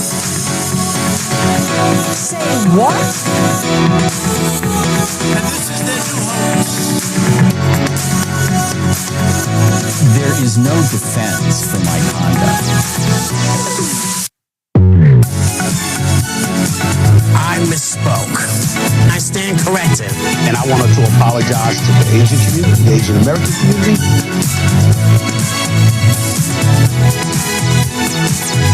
Time's up, mother effers. Yeah, what up, everybody? Great to have you here. This is a Friday. We've had a lot of great people through. Michael Shure gave you a nice chunk of political and world event information. We talked a bit about the balloons being shot down. We also talked about the situation with Fox News and the Dominion lawsuit. We've touched on this, and of course the bomb train. And it's interesting in your news, Kim, I was just noticing that, you know, now you have a federal, of FEMA specifically, you have federal officials who might not technically be tied to an event like this who are now saying, hey, we'll show up, we'll try to help if we can. This has risen to a level of visibility that makes it politically combustible in itself, if I can use the word combustible deliberately. I mean, this, in other words, has, I think it's pointed up a lot of failures in the system. Yep. As Michael and I were saying, I don't know what changes. I mean, the regulatory, the poor regulatory components of this story, they're not going to change. But I like public awareness. I like a public that's angry, and I like a public that demands from public officials a real representation and protection for the people. In that spirit, I wanted to mention one other thing that's starting in California, and it's related to something that a lot of people may be familiar with. It's Zantac and the Zantac trial involving cancers produced by Zantac. Everybody knows Zantac. I'm guessing a lot of people have taken Zantac. Is that like a sinus allergy medication? It's it's for your stomach, actually. It's to kind of like, it's an, I don't want to say ulcer medication, but you'll take it to avoid upset stomach or, you know, stomach pain, gas, I think, bloating kind of thing. Maybe somebody who's taking a lot of it can tell me. I mean, I used to take them like after, they were over the counter. Right. Zantac is an over the counter thing. So there's a guy who is alleging in court that he developed bladder cancer after taking Zantac. And you have to turn that, Michael, you have to turn that down, please. All right. Michael Snyder, who is sliding in now to position. It's a heartburn medication, Zantac. That's the word I was looking for. Okay. This guy developed bladder cancer. He thinks it's related to the Zantac. It does turn out that there is research that might support the notion that Zantac and cancer are related. Now it's in court in California. Again, it's brought by this California dude, James Getz. And it's going to, and we'll cover it here on the show, I think get some attention. It's now been pulled off the market. And you can look at this case in California as a bellwether case for other cases that will be brought up for the reasons I just mentioned. Everybody took Zantac. So you got all of us taking Zantac for heartburn, all of us getting cancer, and now if you can prove a relationship in a court and you can actually speak to damages, well, then you may be in a situation to recover money. So tens of thousands of these cases remain in state courts right now. There are even efforts to put together classes of people so class actions can be launched against Zantac as well. So I wanted to update it because I did mention it, I think, in the description. I think it's a big case, and we will watch it for you. So what's the problem, Michael? Are you going to be okay? All right. Okay. What's your problem, pal? You know, they do this to me all the time. I don't know what the hell they do it for. You know what I was going to do, Kim, today? Yeah. I'm hearing something in the background, Michael. Do you have something turned up? Jeez, man. What is going on? You know, they do this to me all the time. I don't know what the hell they do it for. We're having a great day, and before you know it, Snyder comes into the studio and... It's fantastic. No, it's not fantastic. How would you handle this? We could try ignoring it, sir. I can't ignore it. It's coming in through all the speakers. I hear the guy's stuff. He's got everything on. Oh, my. You're a mess, Snyder. You're a mess. I don't understand. Why are you yelling? When are we going to get to see Michael Snyder? That's what I want to know. Yeah. Well, you know what? Not for a long time at this rate. Morning. Outrageous. Poor Michael Outrageous. Snyder. All right, Michael, can you take your... Straight up right in, no problem. Can you take your position, please? And then they we do can... this to me all the time. I don't know what the hell they do it for. It's very hard for me to give you a positive introduction now that you've been so vexing in the few minutes that you've been here. It's outrageous. Good day, sir. Uh-oh. I would like to now, Are you hearing something in the background? Is that not from Michael Snyder? I don't know. Who is that from? It's not from Albert. It's either Kim, myself, or Michael Snyder. It's not from me. All right. Look. Yeah, I'm not sure what's going on here. I'm going to clear this courtroom. It's not from you, Michael? Okay. Well, then I want to retract my last little... I want you to keep the first few rants, but the last rant, take it off the board. Okay. He comes and goes on a rainbow! Yes, the culture blaster writing for the Marina Times, Michael Snyder, everybody. Michael, welcome. Well, thank you. Thank you. Finally, the tide has turned a little bit. Come on. We're delighted to have you in the room. Haters. How many electronic devices do you bring that have, haters are going to hate, lovers are going to love. I ask you honestly, which is more fun? Come on. Where's the love at? Valentine's Day was last week, and it sort of made me think about how tough things can be when you're on your own. But a narcissist will never love you with all of their heart. A small part, even a ventricle, should be flattering enough. But no, it isn't going to happen. A heart. It's a heart and ventricle. That's what the play. Yeah, well, no, but I'm just saying. No. I experienced the loneliness this Valentine's Day. Was there a sense of in your world? I always see you as surrounded by people all the time. I am, but But there's an emptiness on the inside. I had to be my own Valentine this year, Mark, and I'm okay with that. I really am. Oh my gosh! Well, that's... Oh my God! All right. Can you? You were going to talk about movies that I recommended that you saw, and I thought that was... Michael is hot. Albert, you can just tell me that he's hot. You don't have to message me, so I don't get the message for like 90 seconds. It's not that I'm hot. I'm overheated is what it is. No, Albert's telling me that I had your level up too high. Is it better now, Albert? No, okay. Sounds great. Before we do movies, can I do a little bit of movie news as far as a death that we've had in the for the Hollywood please. crowd? You're most welcome. Hollywood is in mourning today. Kim, bring it on. This is Stella Stevens, and I don't know if you know who she is. But Stella Stevens married to Richard Benjamin. She has died at the age of 84. She is known for her roles in The Poseidon Adventure and The Nutty Professor. She also starred alongside Elvis Presley in Girls, Girls, Girls. Stevens was a Playboy centerfold in January of 1960. Her son confirmed her death and said she died after a battle with Alzheimer's.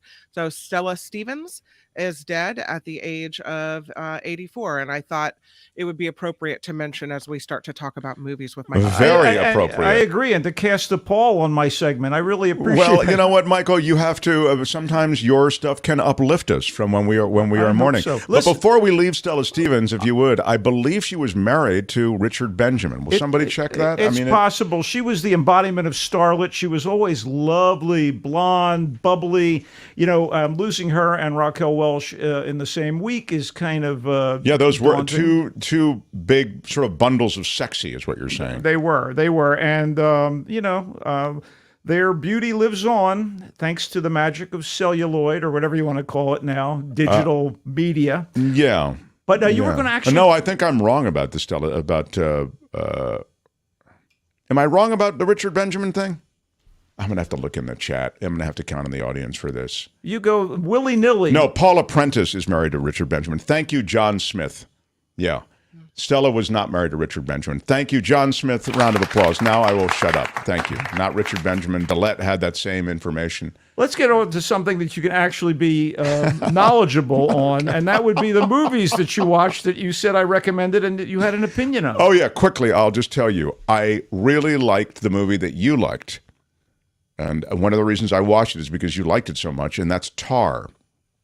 It's How did you describe it? Sort of the way that journey, and before you know it, you realize, oh wow. The lead character, played by Cate Blanchett, is a world-renowned orchestra conductor and composer, and she's also an expert on Mahler. And her private life is sort of ugly because she's come from next to nothing as a kid, and she's built this world-renowned profile, and it gives her a kind of arrogance. It's that the power has kind of corrupted her to a point where she takes what she wants, and her megalomania is her undoing. No spoiler.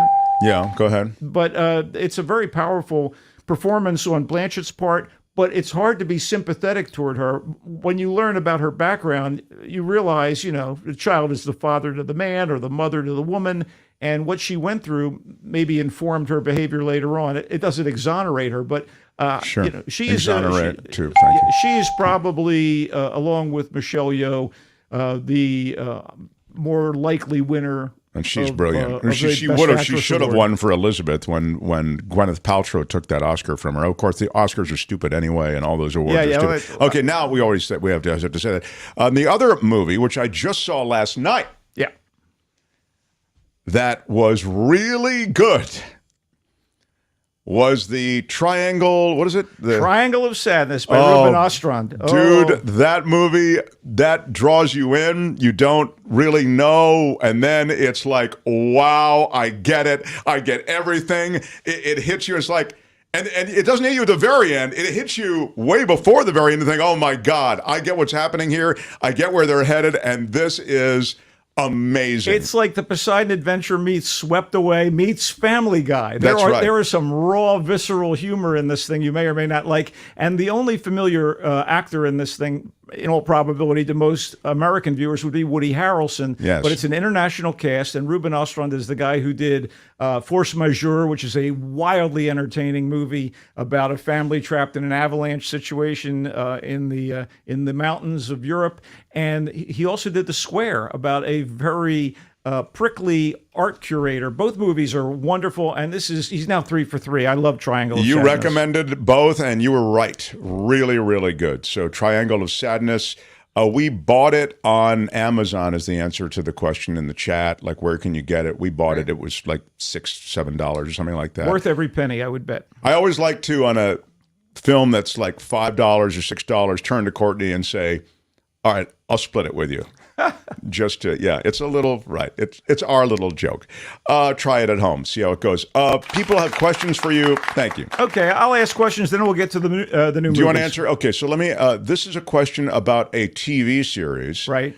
And it is, ask Snyder, John says, if he is in mad love with the series Poker Face. I adore it. We've spoken about it here on the air, if I'm not mistaken. And it's essentially Natasha Lyonne. You may know her from Slums of Beverly Hills back in the day. You may know her from her more recent triumph on Netflix, that being Russian Doll, the insanely clever, time-twisting, Groundhog Day-like, I guess we'd call it a sitcom.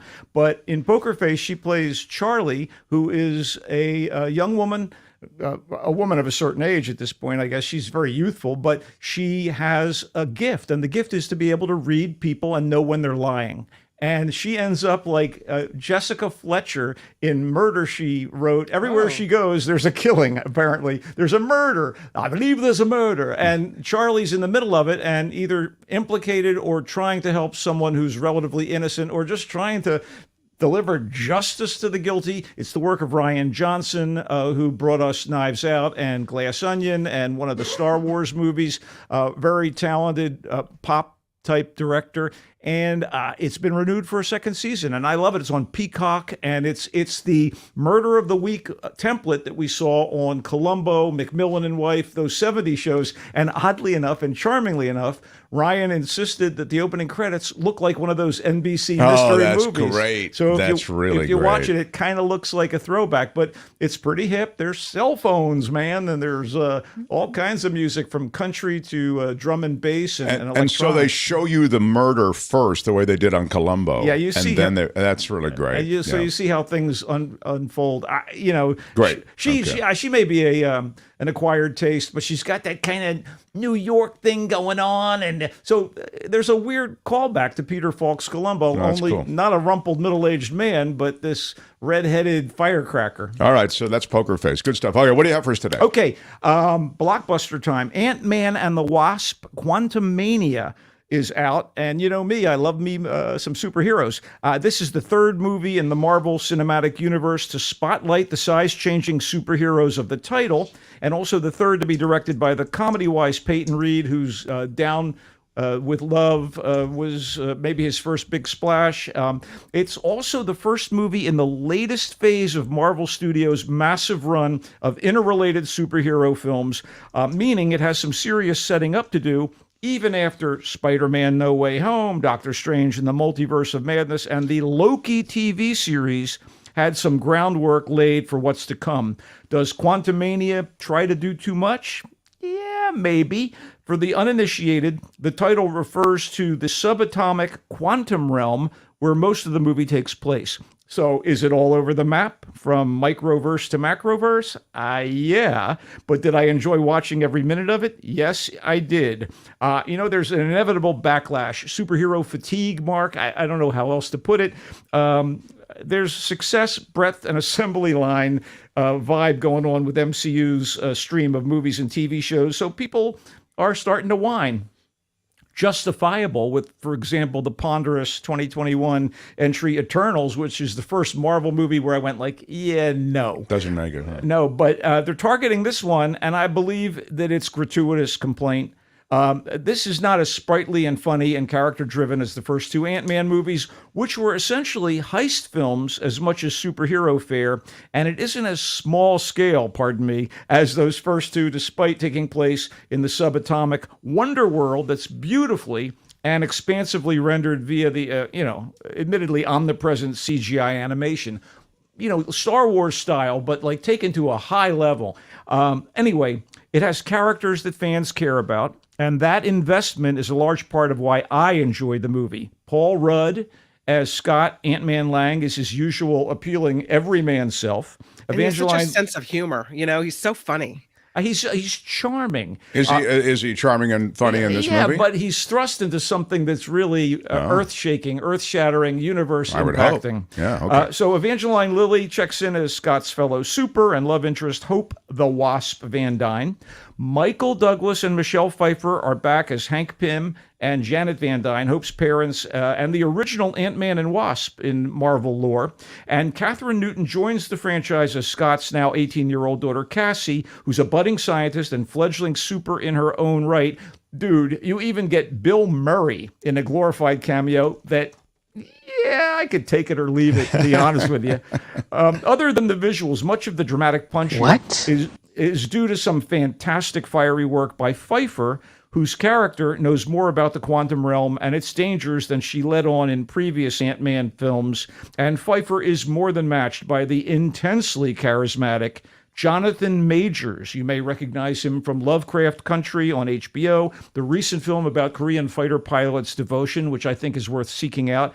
And here's a Bay Area tie-in. He was one of the stars of The Last Black Man in San Francisco. Oh, cool. Yeah, I love that movie, actually. Here he plays Marvel's new big bad, the time and space traversing Kang, a despot who is ruling the quantum realm, drags the Langs and the Pym Van Dyne family down to his world, and will bedevil the MCU's superhero community for the next few years. Here's the bottom line. If you've seen both previous Ant-Man movies and Loki, and are among the millions following the various other projects that comprise the MCU, this gets a big thumbs up.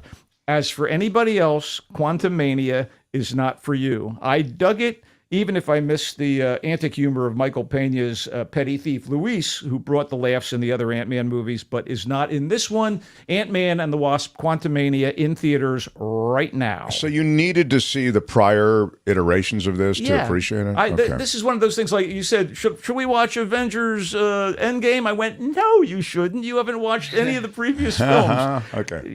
Not at all. Let's move on to something you can watch without any prior study. I'm a sucker for movies about con games and con artists, so I am definitely the target audience for Sharper, which is a decent entry in the crime genre that kept my attention throughout. In fact, I can recommend it as one of those solid evening diversions for home viewing, which you will be able to manage this weekend if you have a subscription to Apple TV Plus.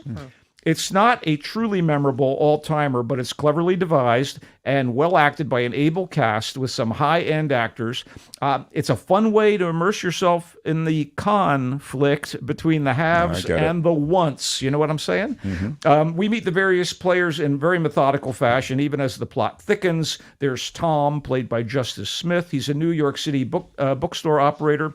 Sandra, played by Brianna Middleton, an attractive young woman who shares Tom's love of great novels and, of course, catches his fancy.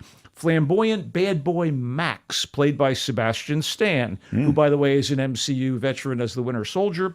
And billionaire Richard, played by John Lithgow, and his trophy wife, Madeline, played by Julianne Moore. So, yeah, there's some ammo here if you're looking for fine actors. To say much more about the movie would undermine the enjoyment of the scam, or the scams as they develop in Sharper. It's directed by Benjamin Caron and written by Brian Gatewood and Alessandro Tannic. Sharper is definitely sharp enough to earn my endorsement as a decent caper movie. It's in theaters, but yes, streaming on Apple TV Plus. Wow. So, yeah. I say yeah, and it's not a great film, but the sort of thing that you really want to while a little time with if you like this sort of film. Okay, cool. Let's get a little more literary, a little more erudite. What do you say? You. Yes, I love it. Please. Emily is a lovely biographical film about Emily Bronte, one of the beloved literary Bronte sisters. Right. Yeah.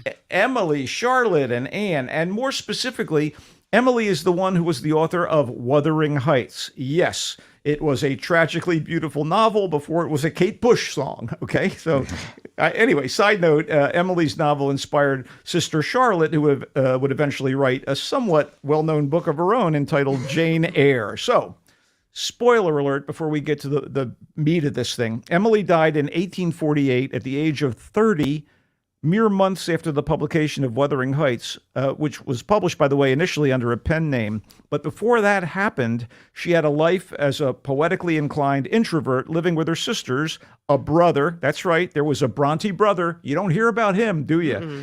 And their widower father, and they're living in often rainy and dank Yorkshire in the area in a village. So Emily feels bottled up by the expectations of her father, a man of the church, and the oppressive nature of the era's attitudes toward women.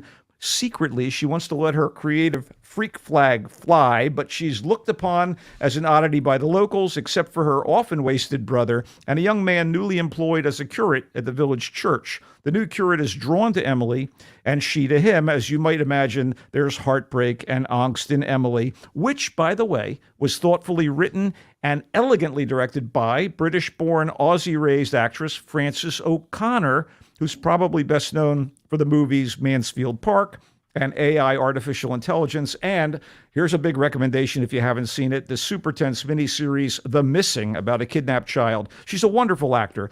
Turns out she's a wonderful screenwriter and director. This is the sort of movie that really needs a strong actress as the lead, and it's blessed by Emma Mackey, who delivers a rich, tender, many-layered performance as Emily. Mackey is the Franco-British charmer who plays the lovable trailer park babe in the UK sitcom Sex Education, which you can watch on Netflix. It's wonderfully entertaining, funny, and winsome and wise. And she was architect Gustave Eiffel's love interest in the French period biopic Eiffel. Emily is Mackey's most compelling role and the finest work she's done to date in a burgeoning career. Watch out for Emma Mackey. Emily is in theaters this weekend, and it will be fun to watch and worthwhile to watch at home, but it's pretty lovely, and I can imagine theater goers would enjoy it as well. Wow. You really did like that. One more quickie, if you don't mind, in the movie realm. Of an Age is an easygoing and sensitively made gay love story spiced with culture clash drama. It comes from Australia, where it's set in 1999, and goes into motion when Cole, a 17-year-old ballroom dancer from a Serbian immigrant family, needs to track down his wayward dance partner, Ebony, in order to get her to a competition so they can compete and see if they can win some sort of title as ballroom dancers. With no other options, Cole has to recruit Emily's brother Adam to find the girl and get the couple to the competition in time. Along the way, Cole and Adam find themselves drawn to one another, and a whirlwind 24-hour romance happens. This is written and directed by Goran Stolevsky. Of an Age is a small gem of a movie, given warmth and soul by the performances of Elias Anton as Cole and Tom Green as Adam, and they are ably supported by Hattie Hook as wild child Ebony. It's in theaters this weekend, but again, this should thrive on streaming video. I thought this was a lovely film, too. Wow. Oh, he good. really came to us with a couple of real jewels today. I'll put it on my list. Yeah. We also, we're not stopping when it comes to video. We're not. Can we stop for a second, though? Because I'd like to just acknowledge, I don't keep track of it quite as diligently maybe as I should, because I'm paying attention to you. Sometimes I don't want to your detriment. Stuff gets into the outfield on me when it comes to ding words. So we have Tom, who is the unofficial ding word tracker. And when you come in, I should keep greater attention to what you say, because you do serve up ding words. So I just quickly want to note, if I can, because there are people who follow it, ponderous, yeah, that's a ding word. Gratuitous is a ding word. Omnipresent, what do you think about that? Yeah. Okay. Despot, Tom says he should be dinged for What despot. do you want me to say? Tyrant? Would that have been dinged? I think despot is, I will give it it's an SAT word, even though I agree. It's not that people don't know what it means. That's an SAT. So, iterations, yes. Methodical? No. I won't ding methodical. Angst, though, Tom says we should ding. Angst is the current quality of life in the world in 21. Yeah, I'm not going to ding 22, angst, 23. but I will ding. He's right. Winsome is a ding word. Yeah, very much so. Okay. Thank you, Tom, for that. Go ahead. Continue, please, Michael. So I'll summarize everything at the end. I terms love of the his movies, don't worry. sci-fi. I love the superhero stuff. I Yes, mean, sir. even as I bring you something like Emily, don't think Right. that I'm just going to be you can do it all. in my parents' basement reading comic books. Right. I am not. I'm in my house reading comic books. Anyway, Star Trek Picard on Paramount Plus just kicked off its third and ostensibly final season, boldly going into the 25th century of the United Federation of Planets to revisit Jean-Luc Picard, former captain of the Starship Enterprise, now a retired Starfleet admiral, played, of course, by the king of elocution, Patrick Stewart. Yes. So a distress call compels Picard to gather up the gang from Star Trek The Next Generation, including Jonathan Frakes as current Captain Will Riker. And Frakes and Stewart playing off one another is a joy to behold for anyone who has followed these shows. Wow. Marina Sirtis as Riker's wife, Deanna Troi. Michael Dorn as Klingon warrior Worf, who said during one cosplay adventure in the holographic suites, when they were doing Robin Hood, I am not a merry man. I always appreciated that. Anyway, also LeVar Burton as Geordi LaForge and the others. This is decades apart, but now they're brought together to deal with a threat against the Federation that apparently only they can stop. Jerry Ryan as former Borg slave, Seven of Nine. They really got the band back together. She's there. Yeah. I'm telling you, it was such a pleasure to watch this. And I watched the first two seasons. I wasn't crazy about them, but it's so nice revisiting this character and this world. And whenever Frakes and Stewart got together in the previous shows, he and Sirtis were the only. And Brent Spiner as Data. I forgot about him. He's a big deal. But when they were all working together, God, the ease and comfort of their interplay is it's like warm milk before bedtime, Mark. Anyway, Star Trek Picard kicks off its third I've got season. a question for all of you Trekkies and Star Trek Picard. Let's do it real quick. How old is your starship captain, Patrick Stewart? How old is Patrick Stewart, king of the Shakespearean? Let me finish my ramp up, Kim, before you interrupt. How dare you? King of the Shakespearean stage, Michael, you know he made his bones a legitimate actor on stage. Oh, yes, a member of the Royal Shakespeare Before Company. ever Starship was in his future. Oh, yes. Picard Patrick Stewart, now his fame and fortune associated with that franchise. Now, Kim, please, how old is Patrick? I wanted to clarify, how old is the character Picard, or how old is the actor Patrick Stewart? They're never going to tell you how old the character Picard is, I don't think. I mean, I think that's sort of, he's timeless. He's old. He's old. Space. I mean, in space, no one ever really... I mean in real life. Furthermore, Stewart. Picard, the character, has a synthetic body now. Did you know that? Oh, I did not know that. Oh, that's As of Series 1 of Picard. Oh, that happened in the first season. Okay. Oh, spoiler alert. 8177 says Karen. 80 says Karen Q. 85 says Jim Riley. 82, Tom Googled it. Tom, if you're not going to play by the rules, M. Oak says 84. John Watson says 68. The answer indeed, 82. Lisa got it without Googling. Nice job, Lisa. He is a vital. I know, Tom, that you Googled it. He's a vital and spry 82. Everything Amazingly. about that guest said I Googled it. We should all be in Patrick Stewart's shape in our 80s. It is true. Anyway, that's Picard is. I have a question for Kim, though. Yeah. You can play too, Michael. Okay. How many times has Patrick Stewart been married? Oh, let's do it again. Oh, wait a minute. Let's do it again, everybody. How many times has Patrick Stewart been married? And no Googling. No, I will make a guess off the top of my head. If you count the Orion slave girl that he was married to, that would be 3 times, I think. I mean, I only count Earthlings. How many times has Patrick Stewart been married? It's much easier to guess it because you know it's going to be him. I like him. And I feel like he's a one-woman man. I'm going to say Patrick Stewart has been married once. Once? Okay. Yeah. 2 says Jerry. 3 says John. Dottie says 3. Tranquil says 3. Tom says 3. Jose Ramirez says 3. Karen Q says 3, I think. 4 from M. Oak. 3, yeah, I mean, it's possible. I mean, wasn't he briefly married to Larry King? Patrick Stewart. Who wasn't? Yeah, What can you tell us about the scene? His marriage on, the Larry King scale. Yeah, that's What can you tell us about the scene? Right. The answer, my friends, is Patrick Stewart was married to Sheila Faulkner in 1966. Divorced in 1990. Yes, I'm sorry. Damn it. Then remarried to Wendy Noose in 2000. All right. And they had a great marriage until they were divorced. Oh, no. In 2003. What? And then, so we're at 2, everybody. Did he marry again? Those of you who guessed 2. In 2013, he met Sonny Ozell and they got married again. Thank you so much. The answer is 3. I was right. You were Never been right. anything like this.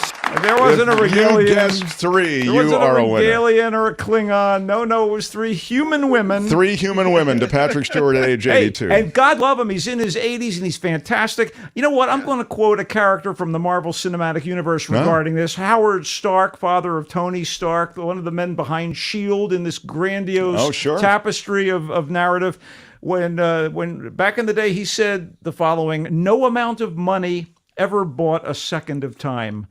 And let me tell you something. That is Patrick Stewart has led a life worth living, and I hope we all follow in his footsteps. Wow, that's very Good day, sir. All right, fine. Okay, I am out of I here. thought then. it was a piece of philosophy that we could all take to heart, but Albert felt it deserved a... Michael, I feel like I have very little shticks on the show, and the wisdom is probably my part. So Yes, it's true. pushing back just a Michael, little bit. I don't know This if you're comes from aware of this, but jealousy. the wisdom on the show is coming from Albert. He No. once in a while serves up some This wisdom. was Howard Stark, a fictional person. Yeah, but you delivered called this. it back, and if he was to say, like, I think a great philosopher said it, Mark, blah blah blah, or You whatever. get nothing. Yeah, you don't get any credit for that. I forgot about that. Speaking of thank Albert you. and the commissioner, so glad that this NFL season is over. Mm-hmm. Heart sick at the way the Dubs have been playing lately. Yep. Pitchers and catchers reported to Scottsdale, Arizona. That's right. Bring on the orange and black. All Bring right. on our San Francisco Giants. I'm ready for that. Quickly, Ant-Man and the Wasp. Quantumania. Paul Rudd, Evangeline Lilly, Jonathan Majors, Michelle Pfeiffer, Michael Douglas, Bill Murray's in the movie. He liked it. He said, but if you haven't seen the other ones, don't bother. But he said, if you like, it's got all the charm and humor and all that you've grown from that franchise to expect. Sharper in theaters and Apple TV Plus now. He liked Sharper. Okay, anyway, right? Yeah, it's not great, but I enjoyed watching it. Right. And isn't that the ultimate accolade, really? That's the accolade is a ding word. It's a caper movie, didn't you tell me? It is. I like capers, so maybe I would. It's about con artists and what have you. Maybe I'll do that. Emily, which is the Bronte story with Emma Mackey. You like that? I really like that. I would use the other L word. I think I loved it. He loved Emily. For what it was. What? It was really beautifully It's in rendered. theaters and can be found probably streaming before too long. Of an Age. A small gem of a movie were the words that are used by Michael. It's in theaters and likely will be enjoyed streaming as well, he said. 24-hour whirlwind romance between two young men in 1999 in Australia. And Star Trek Picard, the final season, they got the band back together. Patrick Stewart, the 82-year-old captain, still rocking it on his third marriage. We loved it. Michael, you are our pal, our friend. You come in on Fridays. You can be read in the Marina Times. You write about all things, music, movies, television. You come and go on a rainbow. Bye, Michael. Bye-bye. Make it so, everyone. Mm-hmm. Yes. Make it so, a reference to Star Trek. Yeah, I get it. Remind us what you watched last night, Mark. I watched Triangle of Sadness, and I recommend it. And you have to. It's really quite the ride. I really liked it. And of course, Tar is the other movie we spoke of, in addition to the ones that Michael was. Now, Albert, I've lost track. I know I got to wrap up. Loose. I'm late to the program due to a hair appointment. Oh. But I What? Mark Thompson, cute hair. But I do appreciate the X Station family so much. Happy weekend. Luce gives us $9.99. Shout out from Dan Ashley. Big shout out. Thank you, Luce. Thank you so much. Thank you so much, Lydia Lyons, Patisserie Boisserie. Oh. Wow. Or is it Boissiere? I think it's Boissiere. $20 super sticker. Can you Google that? Is that a business that we should be giving a shout out to? Yeah. Lydia Lyons, Patisserie Boissiere. Michael, you speak French, huh? That was pretty good, what I did right there, wasn't it? Pas mal. Not bad. Walter says $4.99. Thank you so much. Appreciate the show. No place I'd rather be. Aloha, baby. Right on. Shout out. Big shout out. Yeah, right on, Walter. Thank you for the $4.99. Thank you, everybody. Heidi Madden, $20 super sticker. Come on, Heidi. Thank you so much. Thank you so much, Heidi. I speak British when I need to. I speak in the King's English to say thank you. Thank you so much. Anesti Dilla. What a cool name. Oh, yeah. $49.99. Wow. Thank you very much. And thank you. Thank you. Wow, that is really cool. Anesti, that is super cool. I'm going to give you a big Dan Ashley shout out, Big too. shout out. Yeah, that is really cool, Anesti. And I love the name, too, if I can say it. Yeah, really appreciate all the support. Really, really great. You can find us on Patreon. You can find us on PayPal if you want to support the show further. We are crowd-funded. That's why we make a big deal. When you, the crowd, fund us, it helps keep the show on the air. So thank you. You can visit us at themarkthompsonshow.com. Click Contribute. Go to Patreon or PayPal to contribute in the ways there on Patreon and PayPal. Monday, Peter Chin Hong, the infectious disease doctor. Yay! And we will not only talk about COVID, but we will talk about the new potential pandemic from H1N1. This is a real thing. And I'm just realizing I don't have my closing music, Albert. Uh-oh. Which is typically what I have to play. Thank you. Because I do not have it. We live life out loud here on the show. Albert, you did a great job with Florida today. It was a nice segment. Thank you. Kim, terrific news. At noon, which was a few minutes ago, a California bill to ban tackle football, a male birth control pill that is 100% effective. Wow! 100% effective. How about that? Right? 100% effective. How about that? That is amazing. Would you take it? Bring it on. Give it to me with the vaccine. Will Fox's Brett Baer leave like Chris Wallace did? Wow!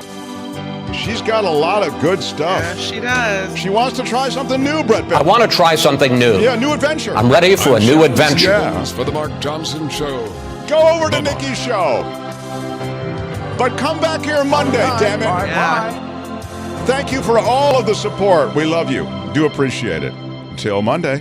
Bye-bye.